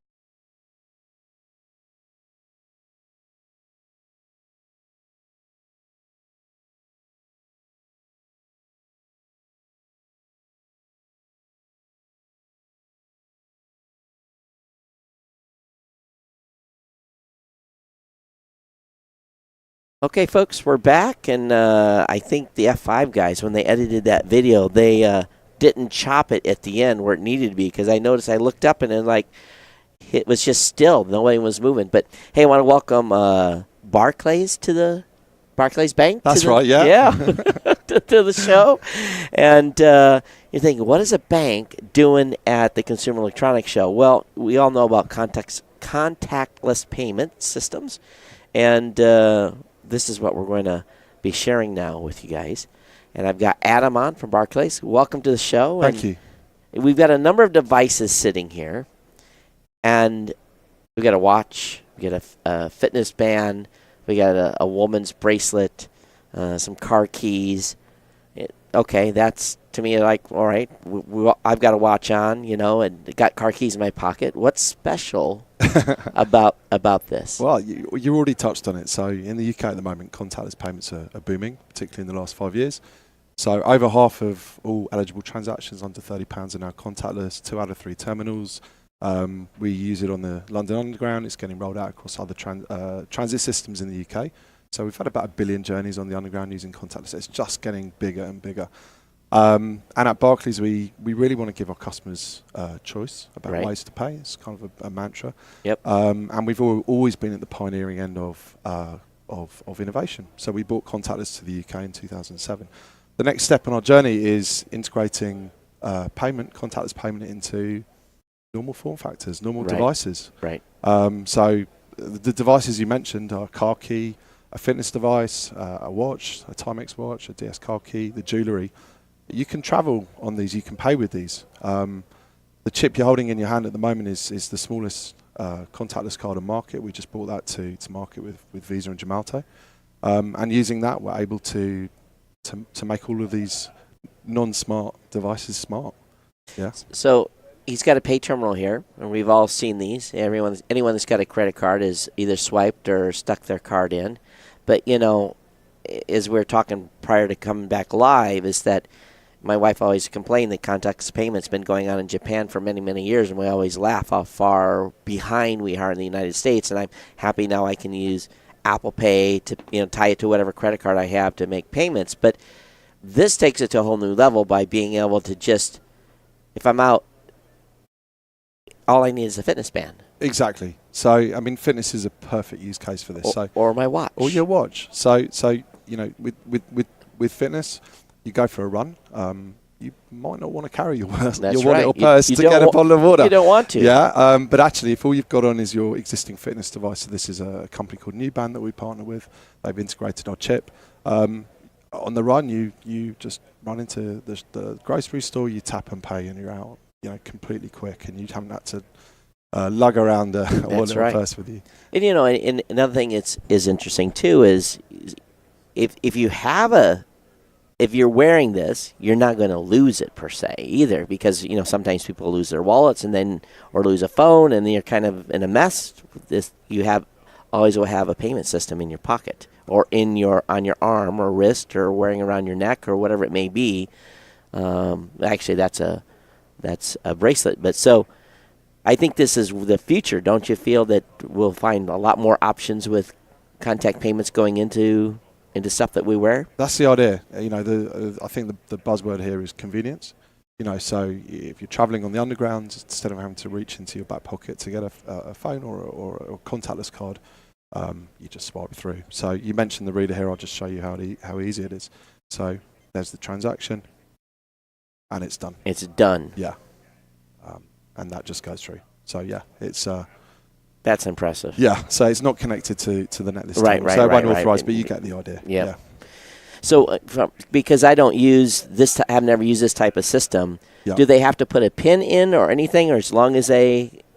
No PIN, so it's up to £30 in the UK. Up to 30. Yeah, and the majority of use cases, that's more than fine. Right. You want to buy a round of beers, you want to get your lunch, you want to get a coffee, you want to travel, you want to get your dinner for the evening. It's fast. £30 is fine. Yep, and it's fast. You'll be able to, instead of having to break your credit card out and stick it in the reader and wait for much faster.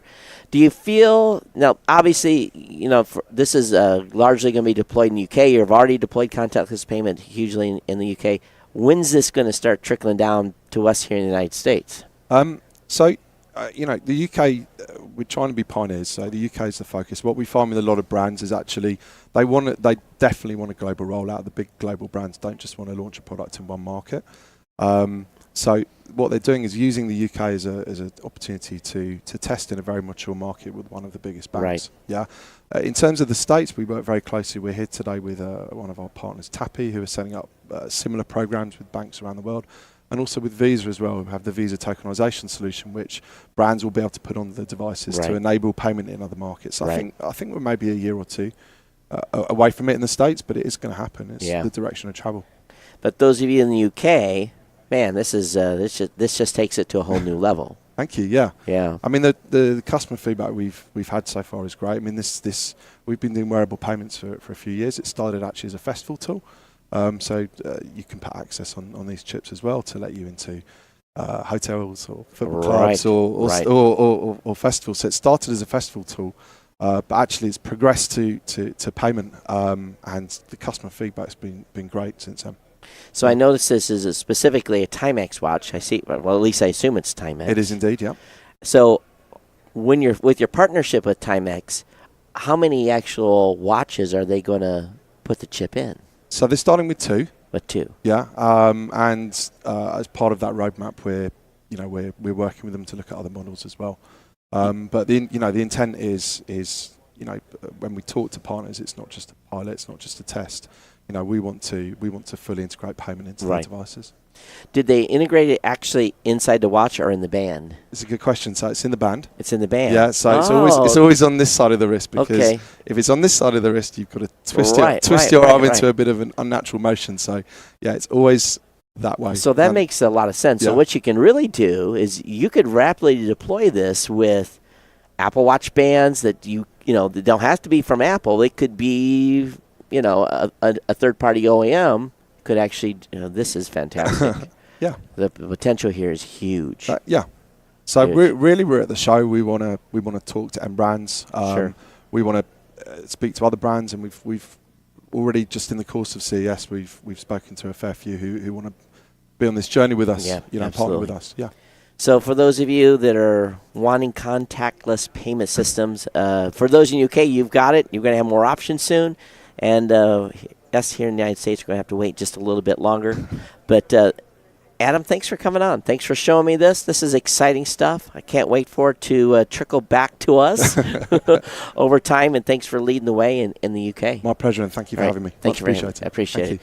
So that's how it goes, folks, and that's what we do here at CES. And he's getting ready to go on an airplane. He's flying back to London tonight, so he's got to go. They've got a whole high number of appointments yet to do today. All right, so what do we have left here? All right, 12:30. I don't think we have our next guest, so I can definitely do another video. Hey, we've been rocking today, right? We've been solid all the way through, doing all kinds of interviews, playing stuff that's been on the show floor as well. This next one is do we have anybody on tap? Nope. Okay, so let me go ahead and prime that, and we'll be right back, folks.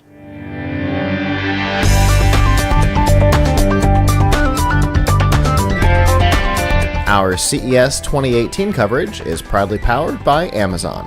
Help support our content by going to plughitslive.com/Amazon.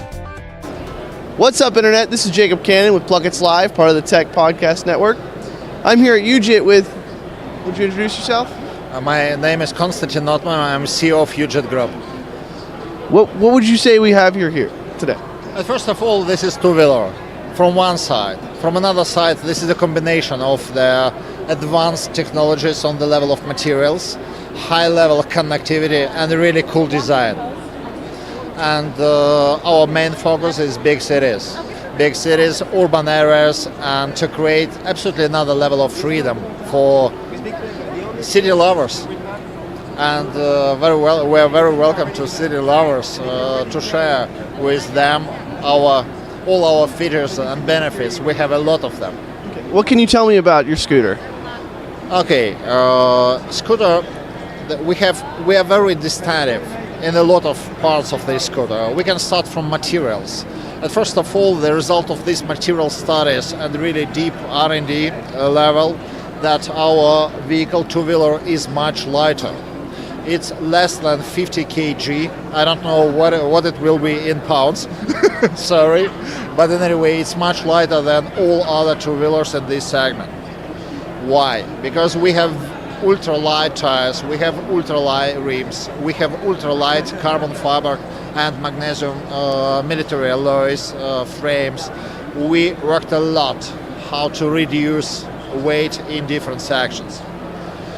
Also, we have a very top-class connectivity on board. GPS, GSM, Wi-Fi, Bluetooth, low-energy Bluetooth, and so on. For example, as I told you before, that your smartphone is your personal key. A little bit later I will show how it works. But in addition to all of that, it's foldable device. We can fold it, unfold it. We can remove your battery. You can charge your battery at home. The battery range is enough.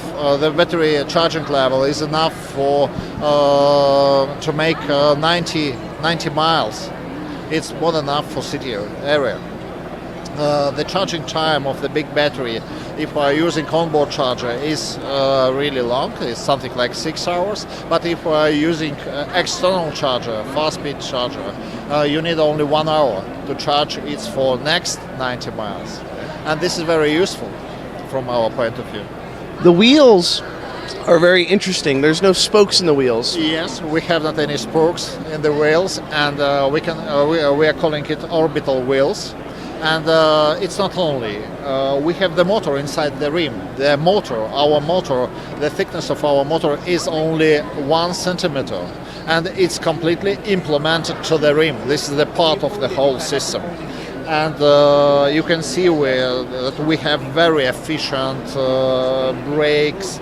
It's classical disc brakes, hydraulic disc brakes. That this is not so typical for this type of light scooters. This is a really safety device. Okay, and how much does the scooter weigh with the large battery? How much does that weigh? The maximum weight of our vehicle with the large battery is only 49 kg. Again, what about the pounds? I don't know exact number, sorry. It's very intriguing. So you said there's smartphone connectivity. Is that where I connect to see how fast I'm going, how much battery I have left? Yes, you have the history. You have the history of your charging and discharging of the battery cycles. And if you want, definitely I can show all of this to you. This is already on Apple Store, and it's already runs for Apple and for Android systems. These are all my vehicles, what I can lock, unlock, share with my friends and so on. We can choose anybody, everything of them. I can share with you this vehicle, just adding of your telephone number, nothing else. With the right to reshare it with somebody, to sell it, to change the owner. There are a lot of different other benefits. We have all technical information about this vehicle. You can see that next service in kilometers, battery cycle 0, because you can see only fresh out of facility vehicles. Or, for example, we can block our vehicle. This is one more level of anti-theft security system, just only disable. And this is very important sometimes. No, not this time. I can rename it, and I have onboard high-density camera, and this is very interesting story because this is direct synchronization of the video from onboard system with your smartphone. You can create a lot of road stories and immediately send them to your Instagram, Facebook, and so on. This is not only. We created the special augmented reality features for our customers. For example, always I have this problem, and my wife has. I don't know where I leave my car, at front of some huge supermarket and so on. And I'm trying to find on this huge parking area, where is my car, in what slab. And we created augmented reality searching system for, you can see. This is geopositioning of our vehicle, and I added specially one vehicle in Luxembourg. This is really far away from here. I can show you this one. We can rotate it. Wait a second. Oops. Oops. We can see. It calls Lady. It's in 8,901 kilometers directly on our facility in Luxembourg. But this is very easy way to use your smartphone camera and with help of augmented reality to locate your vehicle. But it's also not enough. Now, in our age of augmented and virtual reality, in media, in smartphones, everywhere, we created for our customers a very special augmented reality configurator where you can make your own choice, where you can fit your widget at front of your house, where you can fit your widget, for example, to a garage, to corner of your room. I don't know how to do it. You can see. This is the camera of your smartphone. Oops. This is the pairing of the widget. We can rotate it, do what we want. We can change design of, for example, to use different colors. We can fold it, unfold it, stop right, fold widget, for example. You can see it works. And it's not only, we can make the shot. And to send this shot immediately to Twitter, Instagram, Facebook, and so on. And anyway, this is a good connection with your wife before purchasing. Sometimes it's actual for me. Yes, but also, as I told you before, this is foldable device. And if you want, I can show you. Would you please? Yes. Come on. This is unfolding position, and we have the battery. Battery is a very simple idea, but we already patented it. To use trolley mode for simple battery, not to use it like a heavy luggage somewhere, but standard luggage, nothing special. You can pick up your battery at home and to charge it there, or in office, nothing special. Then this is widget in folding position, in trolley mode. You can move it. Definitely it's not for daily usage. It will be too hard, too complicated to fold it and fold it 10 times per day. But if you are living home, you can fold it and store somewhere in the garage. This is very actual solution for hotels, because you can store a lot of them. This is a very unique solution for boats and yachts. And we have a lot of requests from this area, from yacht industry and boat industry, because this is really self-drive vehicle with the big autonomous mileage and so on. This is very useful, because when you're coming to different marina, usually the transport, this is a big problem for you. But now about folding again. Look at this. We have the paddle here from this side. Please stay here. Okay. This is the small paddle, just unblock the wheels. Then we're doing this movement.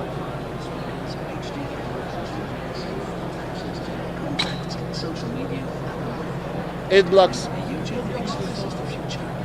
When the battery on top.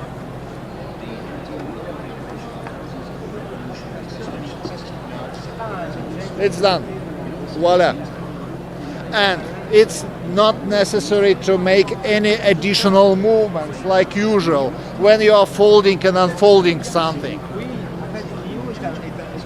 Remove the battery. Press one pedal. Move it back. Fix. Unfold handlebar. And let's go. That's fantastic. Very simple. But everything simple is very complicated to develop. To develop this principle of the folding and unfolding, we created something like 30 different prototypes. Looks what like else? On board, we have a lot of different type of communications and with non-stop connection with technical cloud. For what? The main purpose to create driving statistic, to understand better all technological and technical features, but not only. We are creating now the absolutely new level of safety system. What it means? For example, technical system will see some problems with the battery overheating, overcharging, or for example, overheating of the bottle. The first immediate response will be to create some limits of the battery power from the 100% to the level of 80%. If we cannot change it by distance, by air, we will invite personally, with the sending of the message to the screen of the UJET, invitation to visit our service. And this is absolutely a new system, and now we already created all this technical environmental to this. And this is the big, long story of the development of new features in the nearest future. very cool. Thank you very much for your time. Thank you. For continuing coverage of CES 2018, follow us at plucketslive.com/CES.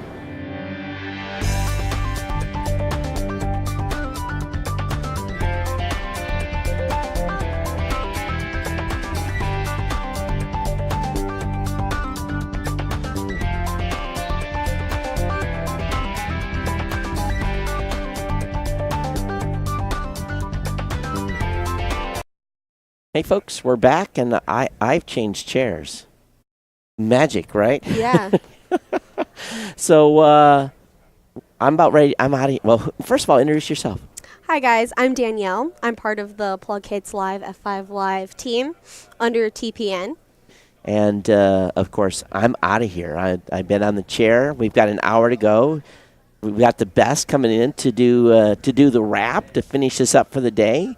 And so lots of great interviews left. And then when there isn't interviews, we're going to play some videos from the floor and do some replays of content that we've covered. It's been my pleasure to be with you this year for CES. Danielle's going to finish it up, and then I'll see you guys back on the podcast on Monday from geeknewscentral.com. Follow me at geeknewscentral.com or Twitter at Geek News. But we've got guests lined up, so I'm not gonna hold the party up. I'm gonna get out of here so they can get in. All right, sounds good. Have fun. Thank you. All right, you're on. So guys, I know I just introduced myself, but if you missed it, I'm Danielle. I'm part of plughitslive.com. I've been with the team for about 4 years now, and this is my first live single shot. I've always done interviews with another person, so this should be interesting. Up next, we're going to have Deep Force, and that is our first interview. So, yeah.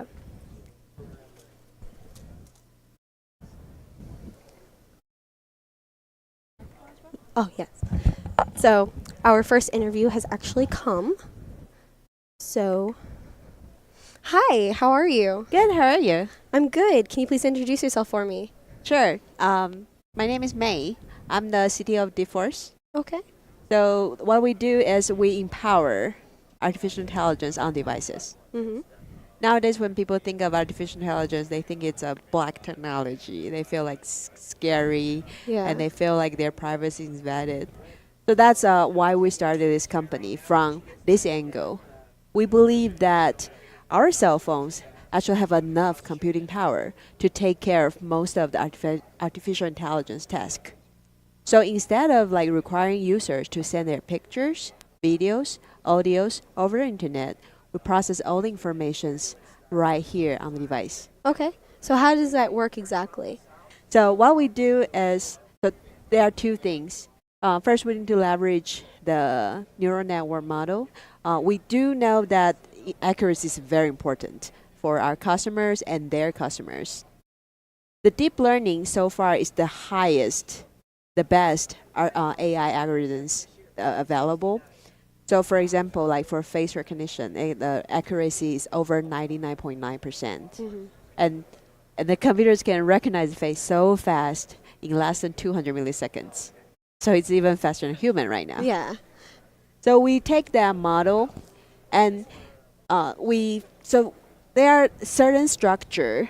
I mean, roughly it's the same. Like in the phone, you have CPUs, you have like graphics processing unit, you have digital signal processing unit, but because our phone, you wanted to like stay live with your batteries, so the structure is different.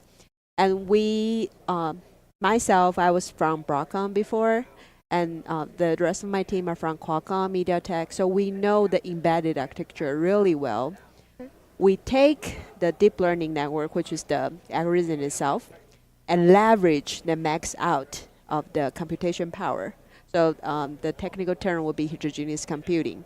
But to make an analogy, it's more like you actually have like several players in your phone. Okay. And we are the team that we can make all those players work together.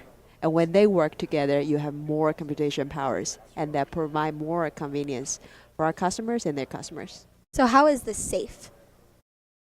We can do things completely offline. Okay. So you don't need to worry about, I'm going to a place that, and then there's no internet. Yeah. And you don't need to worry about that, now I'm uploading my picture to a certain, so say for example, the G company. Okay. And then you sign the agreement. The sign agreement have like probably like 100 pages, and then you just don't know what they would do and what they are gonna do with your pictures. And especially nowadays, like with the new iPhones, you have face recognitions to unlock your phone, and then moving forward, you have face recognition to unlock your payments, your credit card, unlock your car, unlock your own house. Your picture, your identity is your treasure. Exactly. And you want to keep that on your phone instead of like sending it over the place. Because when you send things on the internet, there's always a chance that someone can hijack the information. So this works on your phone? Just on your phone. So is this an application that you have to download, or how does this work? So for now, we work with device vendors. So we actually not only limited to phones, we also have applications on drones, on even like a doorbell, on robots. So how it works is we partner with them, and then they integrate our API into their applications. So it's an app. Okay. But it only ship with our partners' devices. Okay, that makes sense. So how did this idea come to be? So last year, I graduated a long time ago. Okay. And I got my first job in Disney. Okay. Yeah, which is because I do computer graphics when I was in graduate school, and I really loved the art and the history, and then the thing like how technology can enable to make our life better.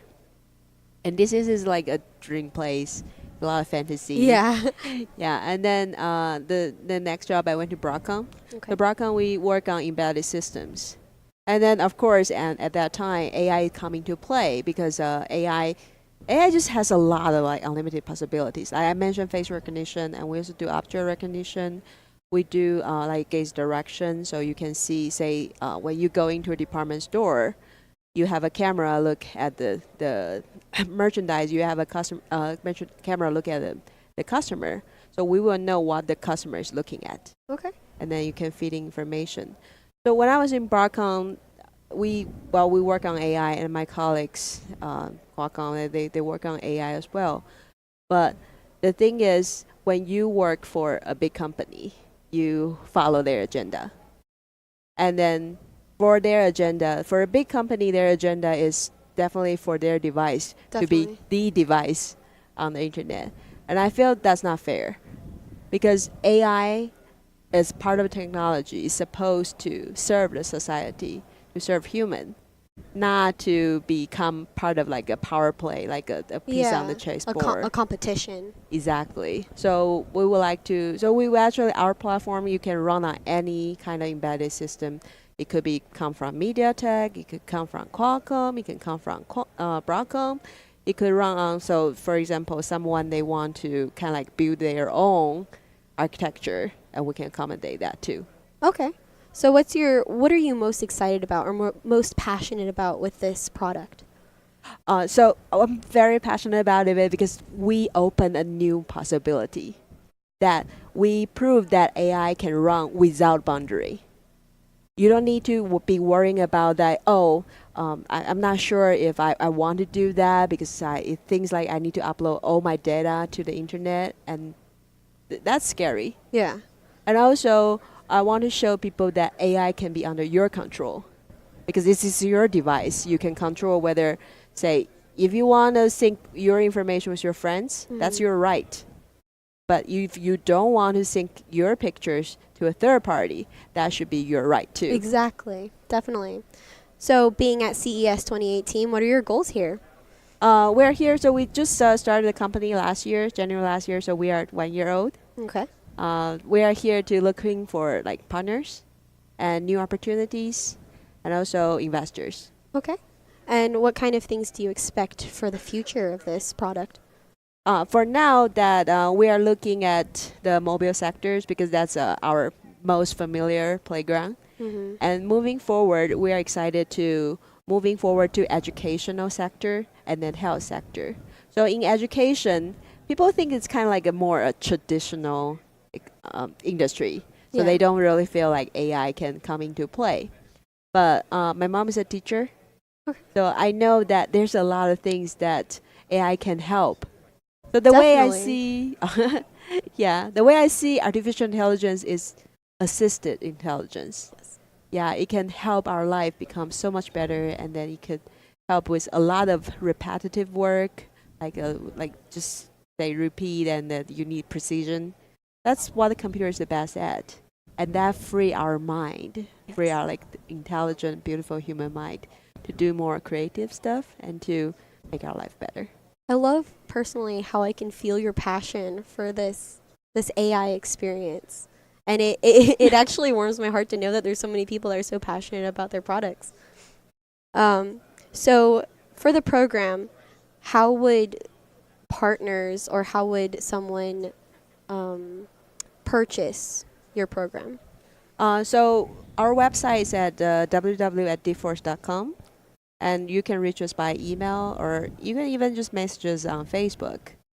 That we can contact like what is the plan you are having and what would you like us to do with your company. Yeah. So how much is the program for them?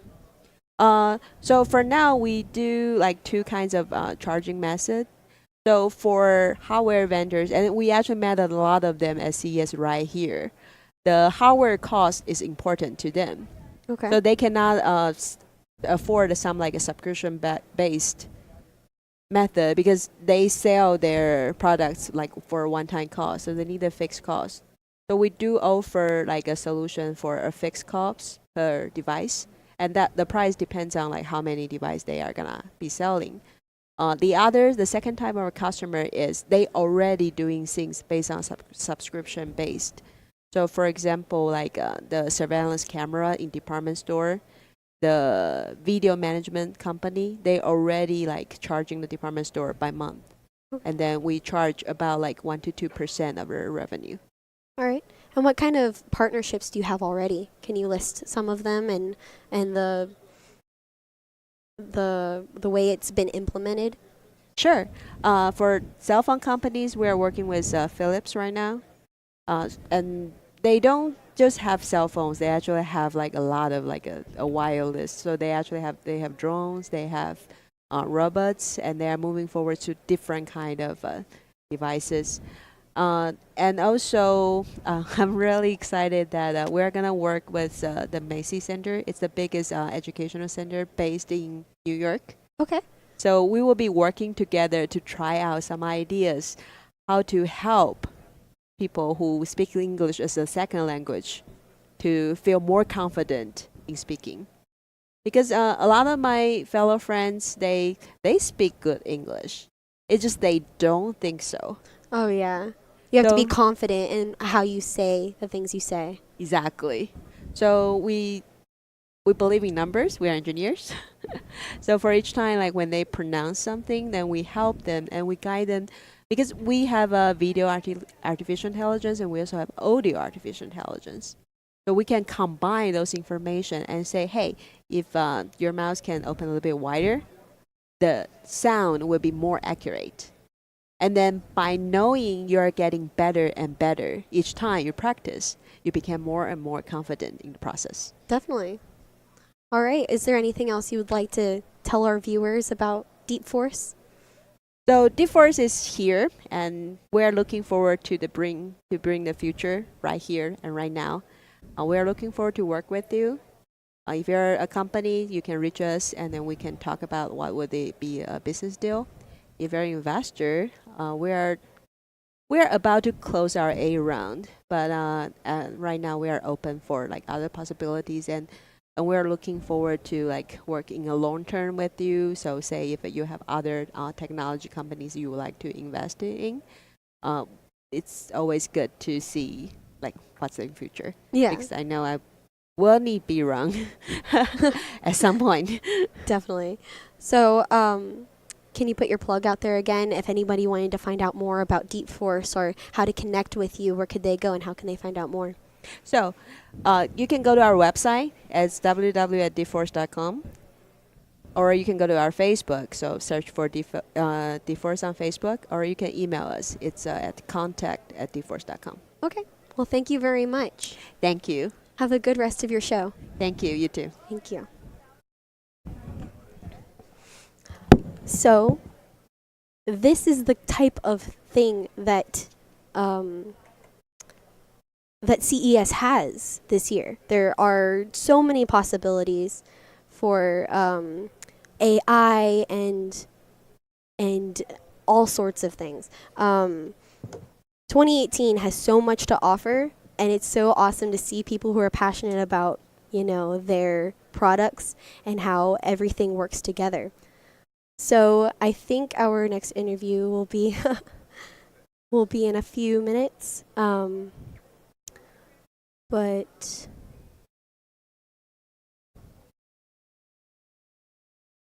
so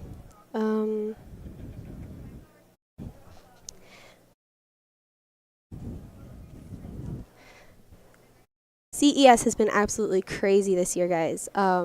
It has been, this is the last day, and I know you guys are ready. We have a couple more interviews for our time. Our next interview is going to be phone soap, and that sounds really interesting to me. So,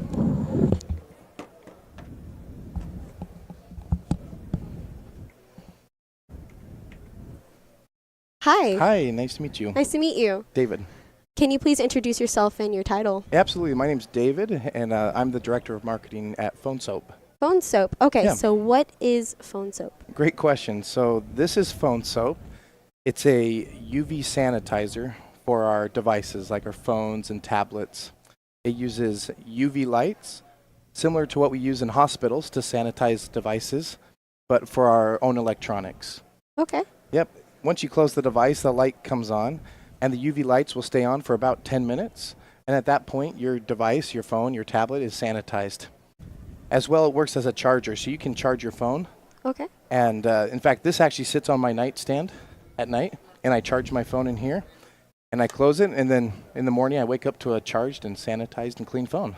So how does it charge your phone? Yes, so it uses, you can use your own charger, so if you have an Android or an Apple device, you can just use your own cord to charge, plug into the back, and it comes around and fits nicely in here.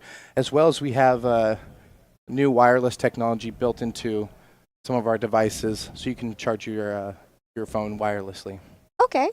So all you have to do is put your phone in this device, plug it in, and leave it in there? Yes, everything else is automated. So the lights coming on, that will happen as soon as the device is closed, and then after the 10 minutes, it will automatically turn off.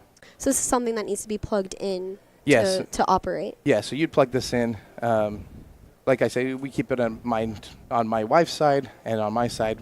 It's the way we charge our phones and just plug in. Okay. So how often would you recommend actually sanitizing your phone? And can you tell us a little bit about the specs between sanitization on Sure. devices? Yeah, so our devices get dirty when we touch them, right?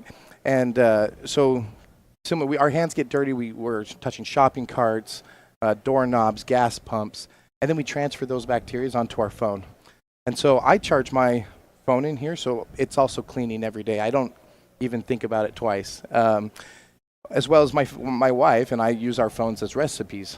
So we'll be cutting the chicken and the vegetables, and then we'll be touching our phone. And so we also have one in our kitchen that we don't charge our phone in there, but we'll sanitize it in there. So we'll just throw our phone in there for a couple minutes, and it's good to go. All right. So how did this idea come into light? Oh, great question. So Wesley, our co-founder, he was doing cancer research, and they use UV light to sanitize the equipment in their lab. And then he read a report that our phones are actually 18 times dirtier than a public toilet, believe it or not. So he was shocked by that, and so he took petri dishes and he started swabbing phones and started swabbing toilets. And sure enough, the phones were much dirtier than the public toilets. That's disgusting. and then he just used the technology that was already, in place, that's already been used in hospitals, and then used it for the consumer electronics. Okay. Yeah. So what would be a pro to using this rather than just like wiping your phone down?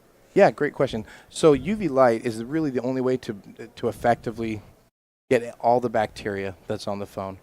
And also a common use case of wiping really cleans the surface but doesn't get all the bacteria that is existing in the corners and stuff like that where you can't reach.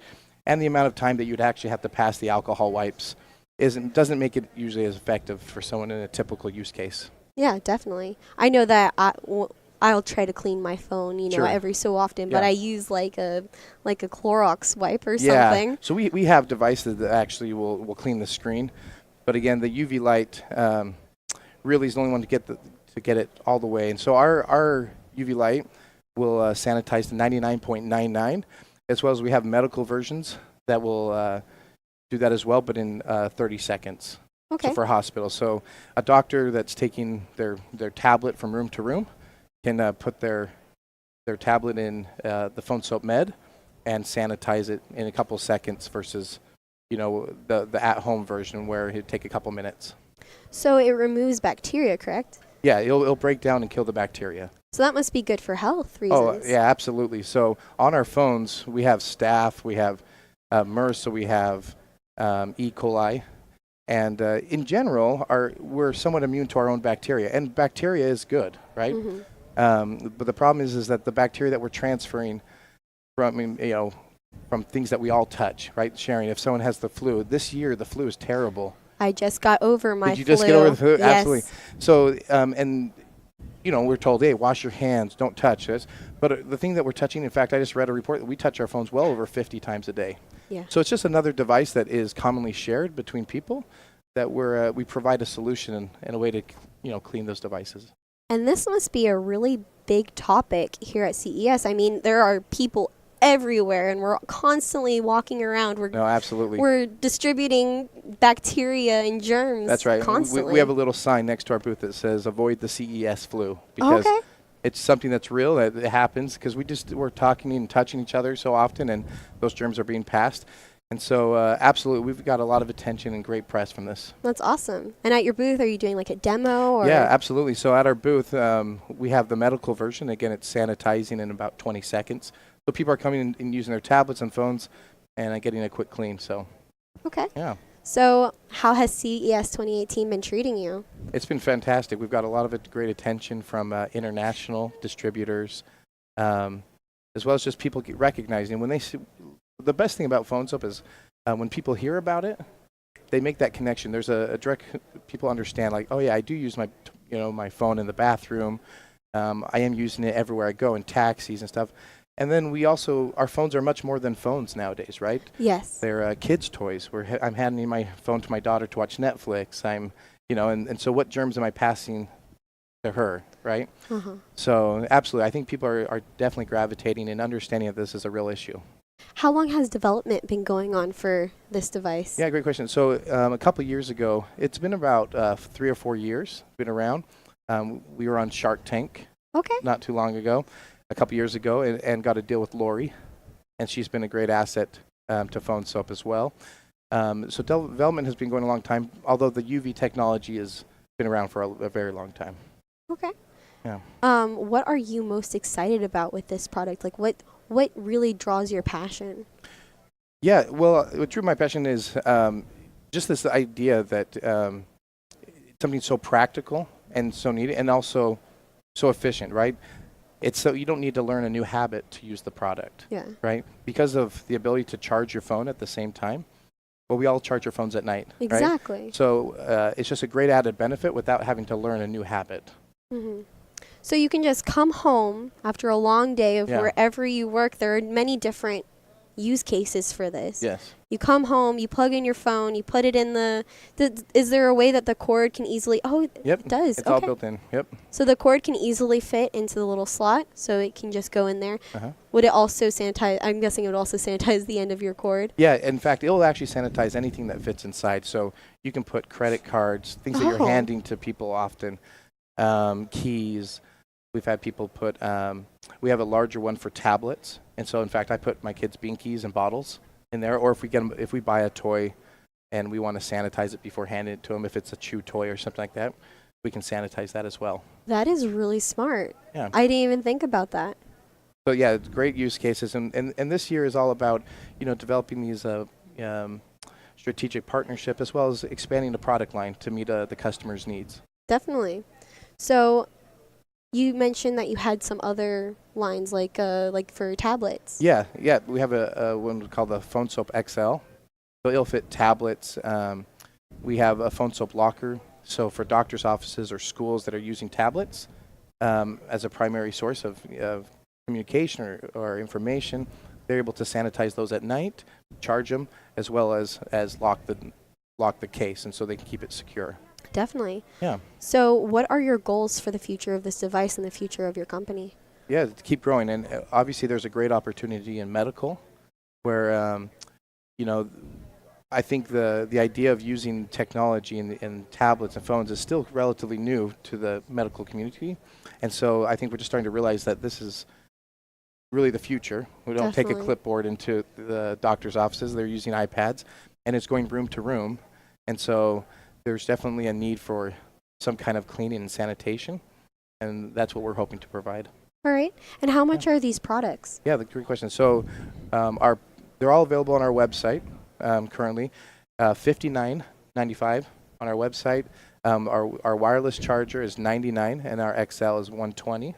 Although we do have a CES promotional coupon for half off of CES attendees or viewers with coupon code CES18 on our website. So get 50% off for the next week or so. So, one more question. You said there are two different products, one with wireless technology and one without? Yes. So they look the exact same. The wireless has a few different colors, the wired one has a few different colors. But the wireless one is the $99, and the regular cord charging is the $59. And what are the colors? Oh, we got pink. Well, if I say pink, she'll get use a different. The person that came up with it had a special name for this. Teal. We have a black and a white and silver and gold. So a lot of great colors. That's awesome. And where can people go to find out more about Phone Soap? Sure. On our website at phonesoap.com, as well as we have our products on Amazon. Okay. And any other social media that you'd like to throw out there? Yeah, visit our Facebook. We'd love to hear feedback on Facebook or Twitter and on Instagram, and that is just at Phone Soap. Okay. Yeah. So thank you so very much. much for Appreciate speaking with me. Thank Have you. a good rest of your Yep, show. you too. Thanks. Thank you.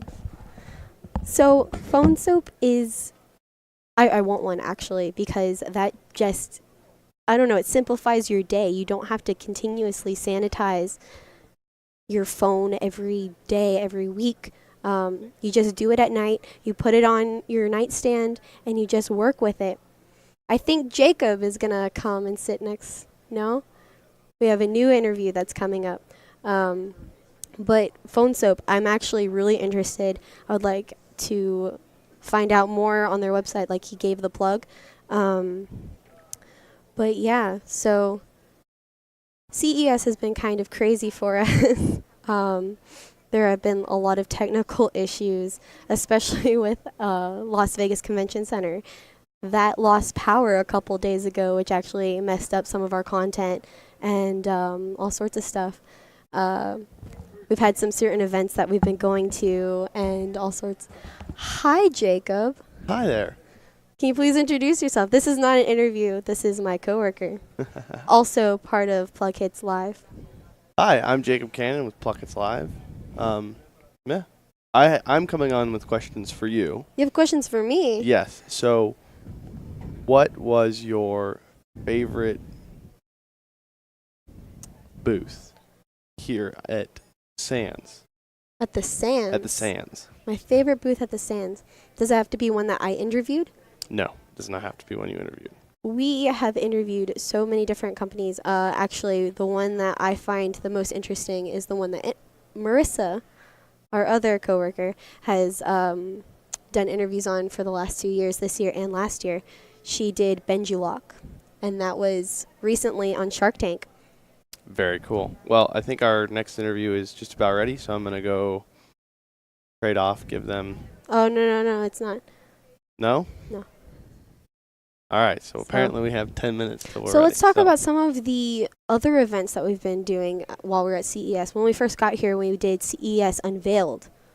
Yes, that was very cool. I liked the fact that all of the people there was a smaller amount of people, so you got more time to have a conversation with whoever was presenting their product. Yeah, CES Unveiled, for those who don't know, is actually like a smaller scale CES with some of like the picked presenters. Then they make a small booth in a convention room. Yeah. And it is an awesome event. We also went to Showstoppers, which was on Tuesday night. I believe so. Yep. So that was the first day of the show. And that is also something very similar to CES Unveiled. And that was also very interesting. I mean, again, it's just a smaller scale CES. And then on Wednesday, for the Monster booth, the Monster Products booth, they had a Iggy Azalea concert, which we did not be able to attend. No, that was Tuesday. That was still on Tuesday night after Showstoppers. Oh, you're right. That was that was on Tuesday. And then Wednesday was Joe Perry. Yes, Monster put on a smaller, more private Joe Perry concert, and they did It was thumping. That was an awesome concert. Yes. Super rock and roll. It was crazy. Yeah. Most of everyone that was on our team there was exhausted already from going around the show floor and just the things going on during the week. So when we were there, we were running on fumes, but man, it was fun. It was a lot of fun. And being the last day of CES, you have to know we are all exhausted. We've been walking around the show floor every single day and going to events almost every night. And it is a great opportunity to see the new tech for 2018, to find out more about different partnerships from major companies or even smaller companies.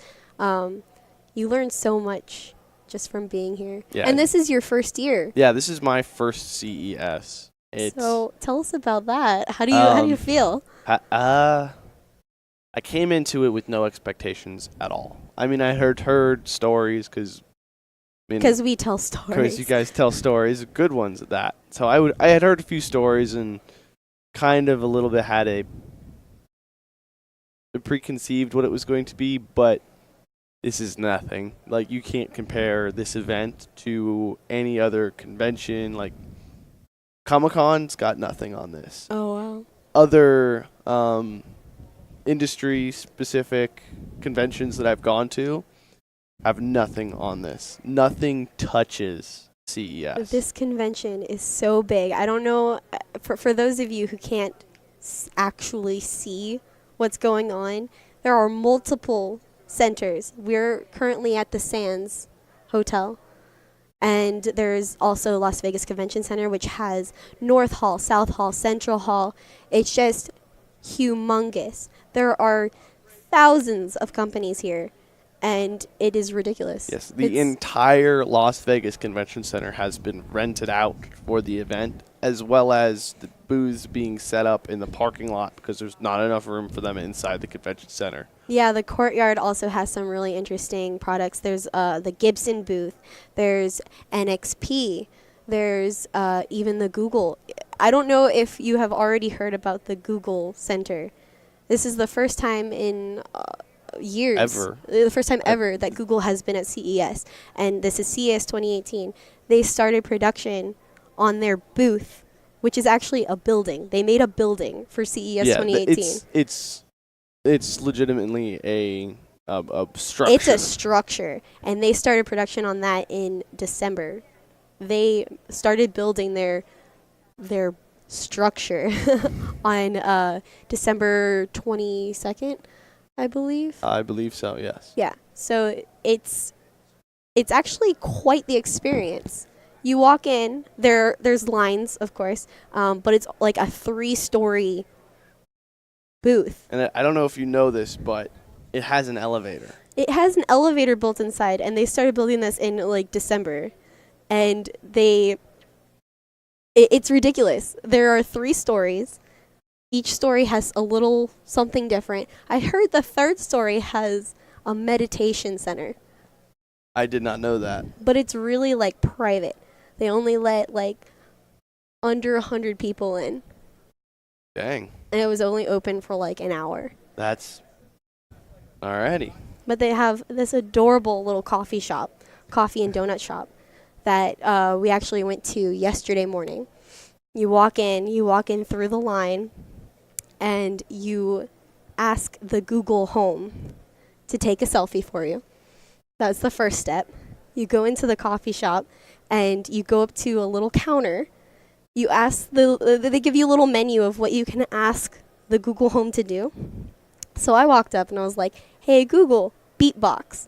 So the Google Home starts beatboxing for me. You ring a little bell, you get a little package. The package apparently can either be a donut or a Google Mini Home. Which is kind of cool. Yeah. Being I've gone to do the donut Google Home thing, and I won once with my question, hey Google, can you feed donuts to a dog? That was the question I asked. Oh, and what was the answer?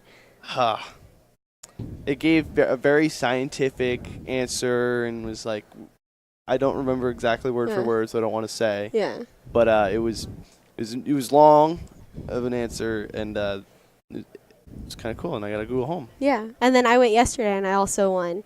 And I have yet to open it because I might do an unboxing on our channel, plughitslive.com. But it is actually super interesting, and I was really excited to see that Google is here this year. Yeah, it was very cool. They've got the monorail for going to the convention center totally wrapped in a Google Home or a Google paint job. Branding was hit hard this year for Google. They have these little machines. Little? Well, not little. They're huge. They have these machines that look like big gumball. It's like a mix between a gumball machine and like a ball pit. And it's just huge. And you walk up. There were multiple. I've seen like 3 of them. Right. There's even one down by the link. Really? Yeah. There was one right by where we were for the Monster event. Lines are huge. But apparently once you get through the line, you get to the front, you go in front of this ball pit, and it has a screen. And the screen has different instructions for you to say, "Hey Google, can you do this? Hey Google, play a party mix." Was one of them. And what's fun about it is the one here in the Sands building, the Google employees that were running the booth. They're I don't know adorable. What else to call it. They're hilarious because they have this giant coin that you put into this giant gumball machine. Yeah, the whole step is so adorable.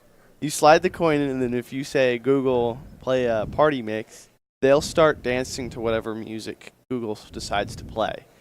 Like wild, crazy dancing, and it's a little prize thing, and it's just a giveaway. Mm-hmm.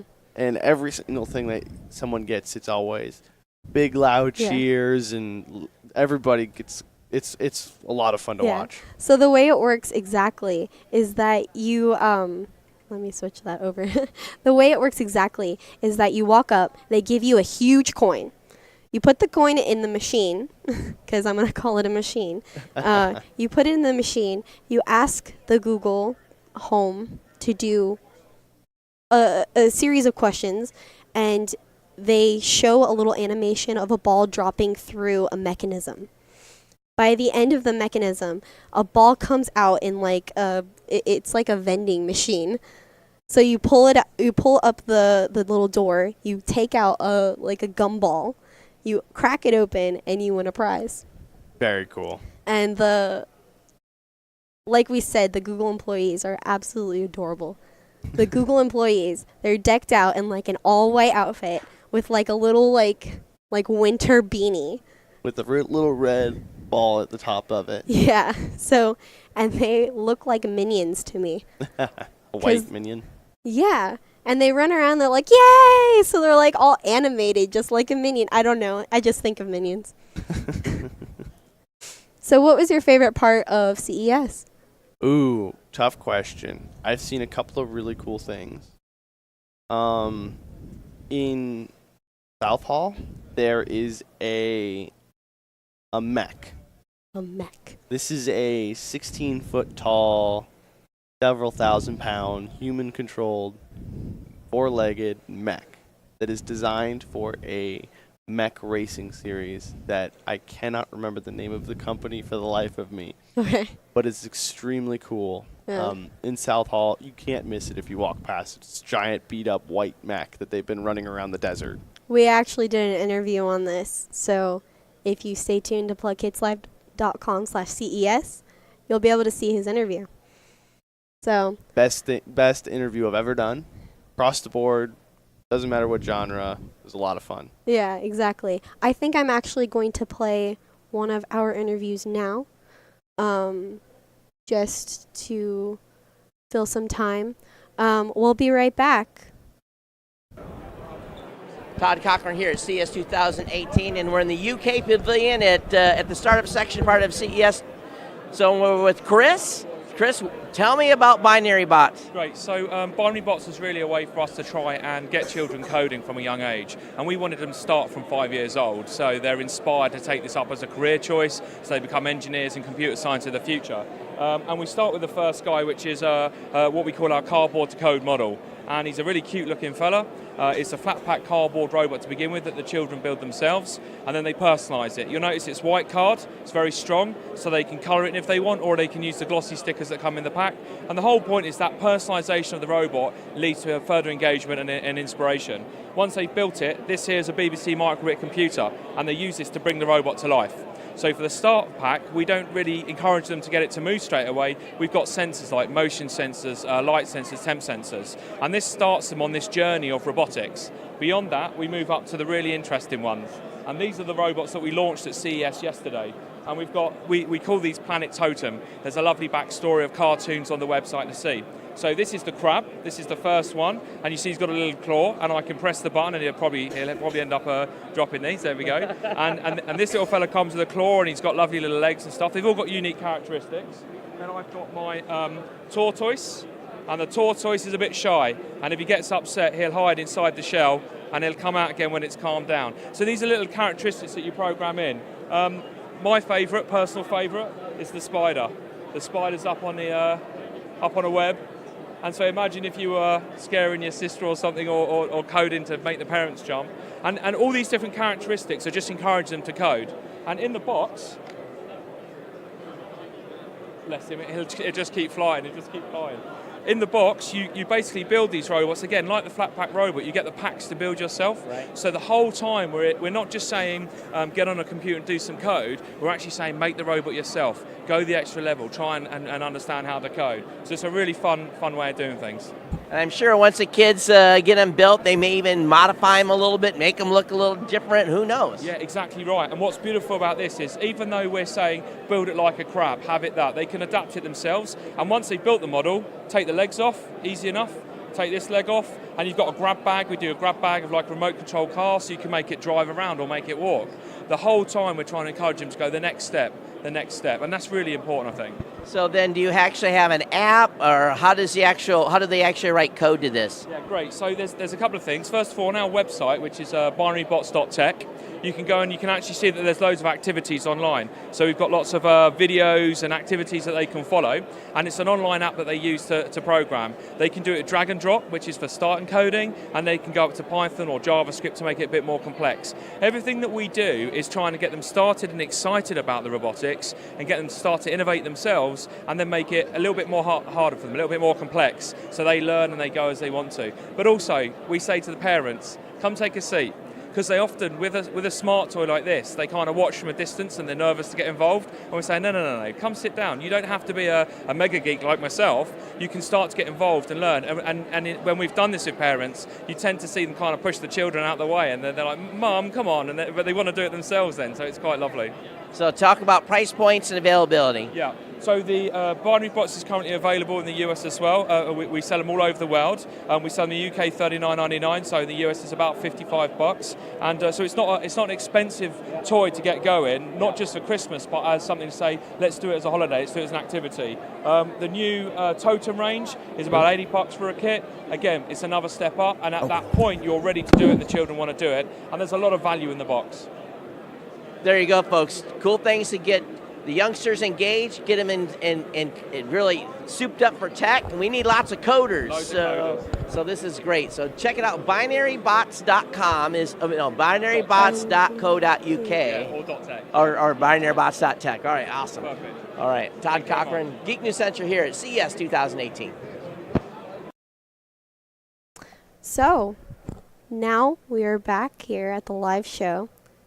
I'm here with Chase Lowry.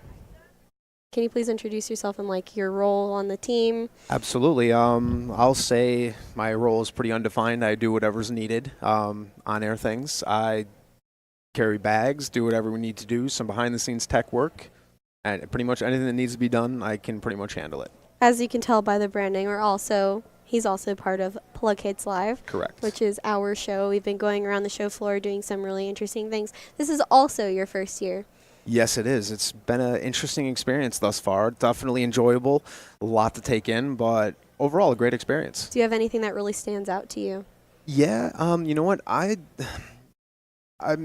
impressed at how far home automation's come so far. Like, you know, with LG, with Samsung, a lot of their different products, you know, pretty much linking everything together. And one of the aspects that I really, really liked that a lot of these companies are doing now is they're making all their devices open. So you don't just have, if you have a primarily all LG kitchen and you go ahead and get a Samsung appliance or you get a Whirlpool appliance, you know, as long as they do have Wi-Fi enabling, it will still allow them to go ahead and work cohesively on the network, which I really like because actually I think it's a pretty big step forward for companies, not just making it limited to their products, their company's technology and products. So I really like the fact that it's almost like a working together thing for a better consumer, you know, overall experience. Definitely. And I know that the focus this year for 2018 CES has been mostly focused on home automation and also like smart cities, smart homes. Like that's the real focus. And a lot of AI experience. Like we also had the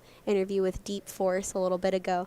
But that's really the focus this year, and you can tell through our interviews. Absolutely. And just a lot of the things that I've seen, just kind of, you know, the up-and-coming things that maybe not quite be on the market as of now, but things that are kind of up-and-coming and that are going to be on the scene soon, I was super impressed with. Like, I actually had the pleasure of doing a interview with a Volocopter, and essentially what they're going to try and do is, you know, they're going to try and establish themselves in a urban environment where what they're going to offer is basically an air taxi, and it's autonomous, so there's going to be no pilots. It's all going to be remote controlled, and essentially it'll allow, you know, faster and easier access to, you know, urban environments, getting from one place to another, because anybody from a big city, you know, I mean, you may have to actually travel 2 miles, but it can take up to 45 minutes sometimes to get to those 2 miles. So yes, definitely. And I remember you telling me a little bit about this. He actually sat in one of the helicopters. I actually got to sit in the cockpit. I actually Yeah. did the interview with the owner developer of the company in the cockpit of the actual helicopter. I don't want to call it a drone, but it's an autonomous It looks transportation like, yeah, device. So it yeah. was awesome. It was definitely a unique experience and something one can only have at CES. So far so good. I'm definitely enjoying my first year. Do you know how far in development they've gotten? How close to launch they are to this? Yeah, he had 'Cause said that's crazy. they actually had already done some tests in Dubai. I was speaking with the owner during the interview, and in terms of actual commercial applications and available to the public, he didn't want to give me a concrete answer, but he said still in development phase, about a year, possibly 2 out, because they're still fine-tuning everything. As of right now, he said the travel radius was generally about 17 miles, because as of right now, I believe the charges that they were working on, because this is all electric, so it's Yeah. all battery charged, electric power, and he said basically he has a 17-mile travel radius, and I think he said about a 40-minute battery life as of right now. So he said it's actually very quick to recharge. It takes less than 2 hours to get a full charge. And he wanted to go ahead and improve some of those aspects before he does bring it to market. We don't want to be running out of power, especially for traveling above a big, huge city. So I understand Definitely. those concerns. And it just seemed awesome. I mean, imagine taking a Volocopter instead of going in a cab or going on an Uber. How cool would that be? That sounds crazy. Yeah. I mean, it's awesome. Yeah. It sounds really, really cool. And it's crazy how technology's already gotten us here. It's like, okay, we talked a little bit about autonomous vehicles, autonomous cars, and then all of a sudden, okay, let's go in the sky with it. Yeah. Whoa. Yeah, that's, it's like I said, it's just amazing seeing the virtual endless possibilities of things that can come to the market here. It's just, and it's almost like a privileged position if you think about it, because we're on the ground floor and we're basically seeing a little glimpse into the future of what possibly could be, or most likely will be. So it's been an awesome, awesome experience, and I'm happy to be part of it. Definitely. Okay. And this is actually one of my favorite things about CES. Absolutely. Every year you get that glimpse into the future, as you call it. All right. So. All right. Well, Danny, thank you so much for having me on air. Let me go ahead and help out behind the scenes, and we'll get our next guest on here immediately. All right. Thank you so much. Thank you, Danny. So now we are waiting on our next interview, but that's exactly what Chase said is actually my favorite part of the Consumer Electronics Show. You get that focused picture of what the future holds, like actually jumping from autonomous cars to now working in like a helicopter that's autonomously run. It's kind of scary, but it's out there. The technology is here. And instead of taking a taxi or an Uber or Lyft, you can just go in the sky, That technology is so advanced, and it's crazy. So our coverage this year has been, we've gotten a lot done. Our goal has been 100 videos for our team for Plug Hits Live, and this year we're hoping to make that goal. This is the last day of CES. There's been so much out here. Talking about some of the things I saw today, I saw a company that makes 3D animation from MRIs. So you take an MRI and it makes a 3D animation that works for surgeons, and it can actually help them pinpoint what's wrong and how they can perform surgery to complete this. And there's so much out there. Yesterday, we walked around South Hall, which is in the Las Vegas Convention Center, and we saw so many different things. I actually did an interview. I think it was on the live show as well. It was called Secure Data. They do drives that have military-graded encryption that can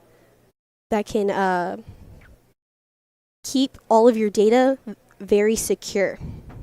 So I think our next interview is coming up. Maybe. But anyways, so they're like my coworker Jacob Cannon was talking about. They had a mech that was absolutely humongous, and they race it, and they have a show that's coming out, and it's the technology here has been absolutely crazy. I also interviewed Gibson Brands yesterday, talked about some of their newest lines of guitars, and they also showed me that's new on the show floor, a $2 million guitar. It is crazy. It's handcrafted, hand painted, and they show different parts of the last century. It's been painted on the guitar. There's Snoopy, there's The Simpsons, there's presidents. There's all sorts of things that are just so unique and tied together on this guitar. And it's beautiful. It's absolutely beautiful. Gibson does an amazing job. $2 million guitar. I cannot say that enough. And I got to do the interview on it. You get to see what it's like on plughitslive.com. And along with a lot of different other interviews, like Phillips, which we're doing the interview today on. And yeah, even different booths.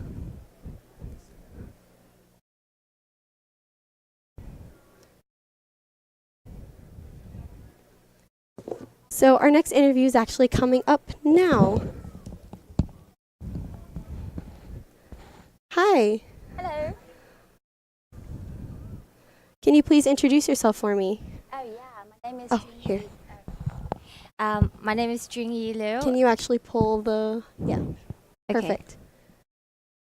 So my name is Junyi Liu. I'm from China.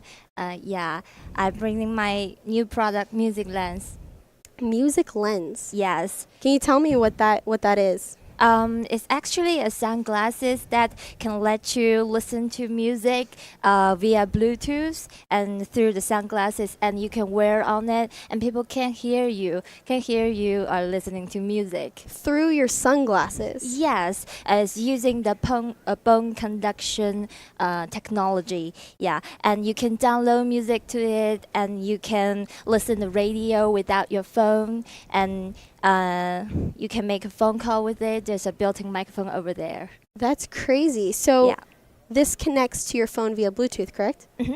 So, and you can also download the music from your app, from your phone. From your phone? Uh-huh. Okay.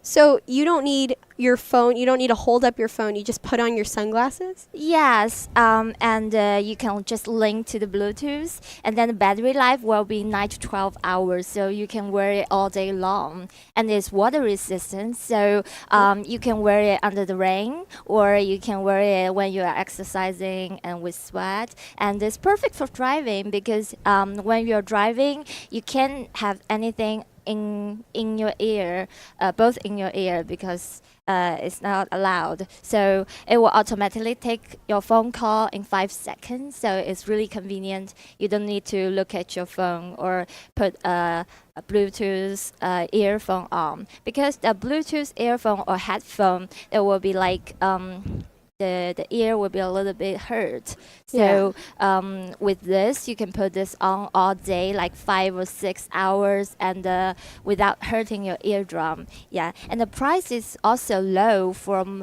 we have the prescription lens one, and the prescription lens style from 88 to this is without the storage will be 120, and with the storage will be 199. And the storage space is really big. It's from 8 to 32 gigabyte. So it's pretty big. You can download like hundreds of music to it. And when you are traveling, you don't need to carry your phone, and you can save your battery and just play the offline music. Yeah, and we will start to sell it next month on the Kickstarter, and from like $20 to $40 for the first 100 people. And and you can receive the product by June. By this June. So going back to the microphone, where's the microphone positioned on the headset? secret is over here. So actually, when you put on this one, if you're a girl with hair, people can see this and they will think you're wearing a normal sunglasses, but actually you're listening to music. And one good thing is that when you're listening to music, you can have your own background music and you can still talk to your friends, and your friends won't feel like you're listening to music, so they don't want to talk to you. You can still talk to them. Exactly. Yeah. So can you talk a little bit more about bone conduction? Yeah, the bone conduction is a new technology. Actually, it's not that quite new, but it's a good technology that can transfer sound via the bone. So you actually don't need to put anything in your ear. You can just put on the sunglasses when the speaker connected to your bone, and the music will transfer from your head bone. Yeah.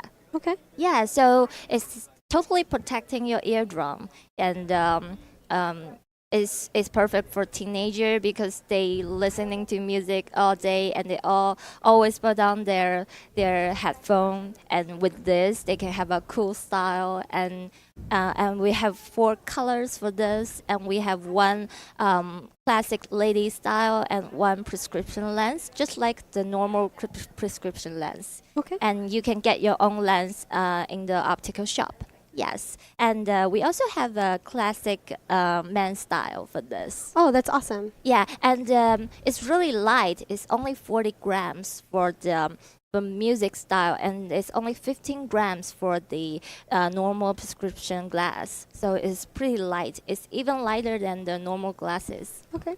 Yeah. So you talked a little bit about it being Bluetooth. Does that mean you have to be able to like charge this? Yes, and you probably need to charge it like for half to 1 hour to fully charged. And how long does the battery life last? The battery life is 9 to 12 hours. Oh, so wow. it's all day long. That's awesome. Yeah. And how does that connect to you? You have a charger. What kind of port does it have? It's Type C. Type C. Okay. Yeah, so it's just normal Type C, and we have a really pretty package for this. We have this big bamboo box. So with a paper box inside, and our ship box is actually tapeless.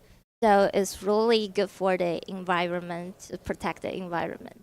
And you can still use the package to carry some other things because it's a pretty bamboo box. Oh, that's awesome. Yeah.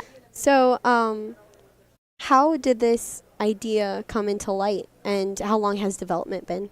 The first idea, because I think about it and I invented. So I used to drive with my mom. So she always want to listen to the radio, and I just want to listen to my own music, but she hate my own music. So every time when I drive or she drive, we just had to listen to her radio. Yeah. So and then that's the reason why I want to have this, and I also want to listen my own music, but I still want to talk to her. So if I wear on any earphone or headphone, I can't talk to her anymore. So that's why I want to have this kind of thing that I can put on and listen to my own music, and I can still talk to people, and I can still have sunshade, and it's perfect for like when summer, when I go to the beach. I don't want to carry anything with me, and I don't want to carry my phone because they're not water resistant, and it's easy to lose, and I don't want to carry all the lines together. So I can simply put my phone in my bag, and I can use the Bluetooth to link, and I can listen to the music. If you go to hiking or climbing, or you go to travel, you can just download the music to this, and then you can save your battery life of the phone, and you can just play music all day. And because this bone conduction is really don't need to take a lot of battery, so it just needs a little bit vibrating, and then it can transfer the sound. So it don't really to lose the battery. Yeah. Yeah. And it's really cheap though. Oh yeah, definitely. I know you mentioned using it at the beach, and I think that's a great idea. Yes. Because a lot of people you don't want to mess up your phone. You don't want to get sand in the little crevices. You want to keep your phone in your bag, and that's not really good for music wear. And especially since these are sunglasses, Yeah, being out on the beach sunglasses. would be amazing. And for the side part, we will have like silicone gel, so it will actually fit in your face, and it won't it won't fall down, and you can have it to like when you're running. And we will have the sport style next year, and for next year we will have some function that can let you see through the glasses and with some navigation. But we won't do like the actual AR navigation, because that's make you feel dizzy, and the price will go up. And we will keep it like price low and easy to use, and you can still get some like image dots navigation. So that's easier for you when you are bicycling. You can't have your phone to look at. Yeah, definitely. So, can you talk about the colors again? I don't. How many colors do you have? So we have 4 colors, and for 4 season. So we have the spring one, which is green, and the summer one, which is pink. So it's pretty. so perfect for the ladies, and so for the autumn is yellow and purple, and for the winter is black and blue. So we have 8 lenses to choose. You can actually choose your own color, and you can choose like a mirror lens, or like a fluorescent lens. So it's really colorful lens, and you can absolutely change your own lens if you go to some optical shops. Yeah, and if you want to more style, actually we can do more style for in the front. So we will design like 20 style for next year. Okay. Yeah. So, what are your goals here at CES? So we're just introducing our prototype. So we just it took us a couple of months to make out the prototype, and then we will start to sell it.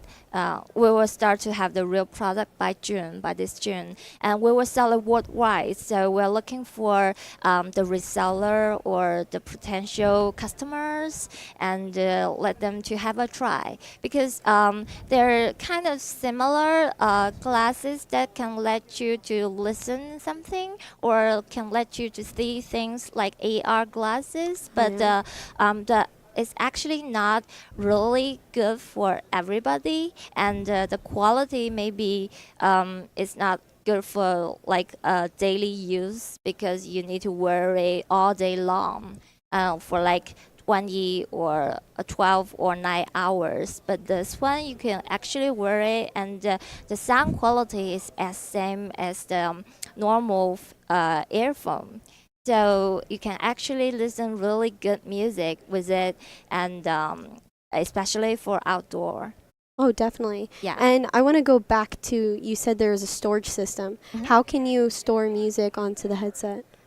So we have an app. So we are actually an app company that's called Echo Music in China. So we have like 30 million users, and you can download the music from our app. So we don't have that much music as Spotify, but for the daily use, absolutely. And you can also download your own music from your computer and transfer it to our app, and download it from the app to this glasses.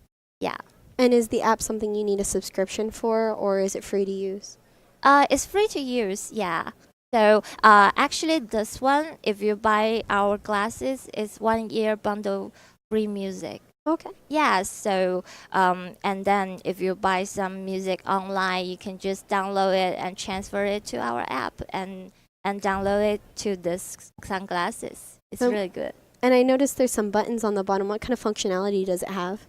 So it's you can adjust the volume, and there's a power button, and there's a charge port. Type C port. Yes, and we have a function that you press 2 times of the power button, and then you can have our app on and the music autoplay. And if you have the download music, just the same press, and then it will autoplay. Okay. Yeah, and it will auto answer your phone in 5 seconds, so it's really convenient. So can you talk a little bit about more of your Kickstarter? Oh yeah, so we will start our first Kickstarter at next month, probably the end of next month or the start of the March. So we will start to sell like from 20 to 40 bucks for the first 100 people, and then we have different packages, different gifts for different amounts. Yes. I hope everybody can get interested on it, and you can also order our product on our website. Our website is www.music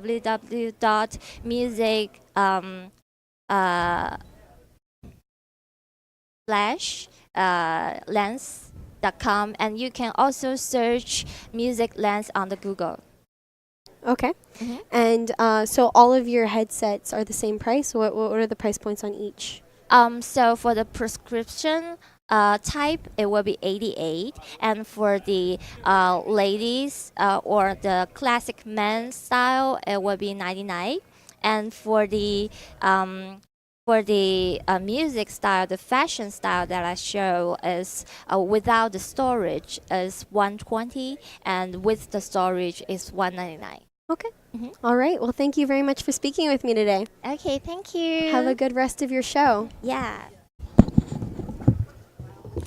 So I really like this idea of the music lens because you can use it anywhere. You have either a prescription sunglass or even just regular sunglasses, and you can go to the beach. You can do different things. You can go hiking, and it uses bone conduction. You can change the volume. It can store its own music. You can use Bluetooth. I think that's a really good idea, and I would love to get my hands on a pair. And I don't know if you guys could see correctly, but the colors were absolutely beautiful. I would love to learn more about Music Lens, and I know you guys can too if you go on musiclens.com, which she just gave the website for. I think that we're done, so you can sign off and say goodbye whenever you want. Okay. So I guess, do you want to come up and I'll come up for sign off with me? So that was our last interview, and Todd is back on. Hi, Todd. Well, hi. So I'm glad I got back before we pulled the plug. Oh, yeah. So did you have a pretty full? Did you keep busy while I was gone, or? Yes, Yeah. we had about 3 interviews, Oh, and good. then we played the video footage once. Oh, okay, awesome. Well, folks, I hope you've enjoyed our coverage here. This is a little different format for us this year. We're not in the big booth. Yeah. We're in the 10 by 12. It's been so much fun, too. Yeah, it's been a good show. So it's been kind of crazy in here, even with the technical difficulties. But we're going to not really delay this any further. We're going to get out of here. This is it for us for CES 2018. Lots of coverage coming both to geeknewscentral.com, tpn.tv, coming to Plug Hits. PlugHitsLive.com. Yeah, all those sites, all this content now will be post-produced, written up, be in the special media, at least on Geek News Central, be in the special media podcast feed, be up on the tpn.tv website. So the real work actually begins now, believe it or not. Yeah. So this was the easy part. Now all the editing and posting that's going to happen over the next month, because we're not in Gadget, we don't have 50 people. Exactly. The team that did this does the editing and everything else. So. All right, folks, we'll see you next time. We'll see you next at CES or back on our regular podcast. Everyone take care. Bye-bye. Bye. I think I can shut us off. Right. There's the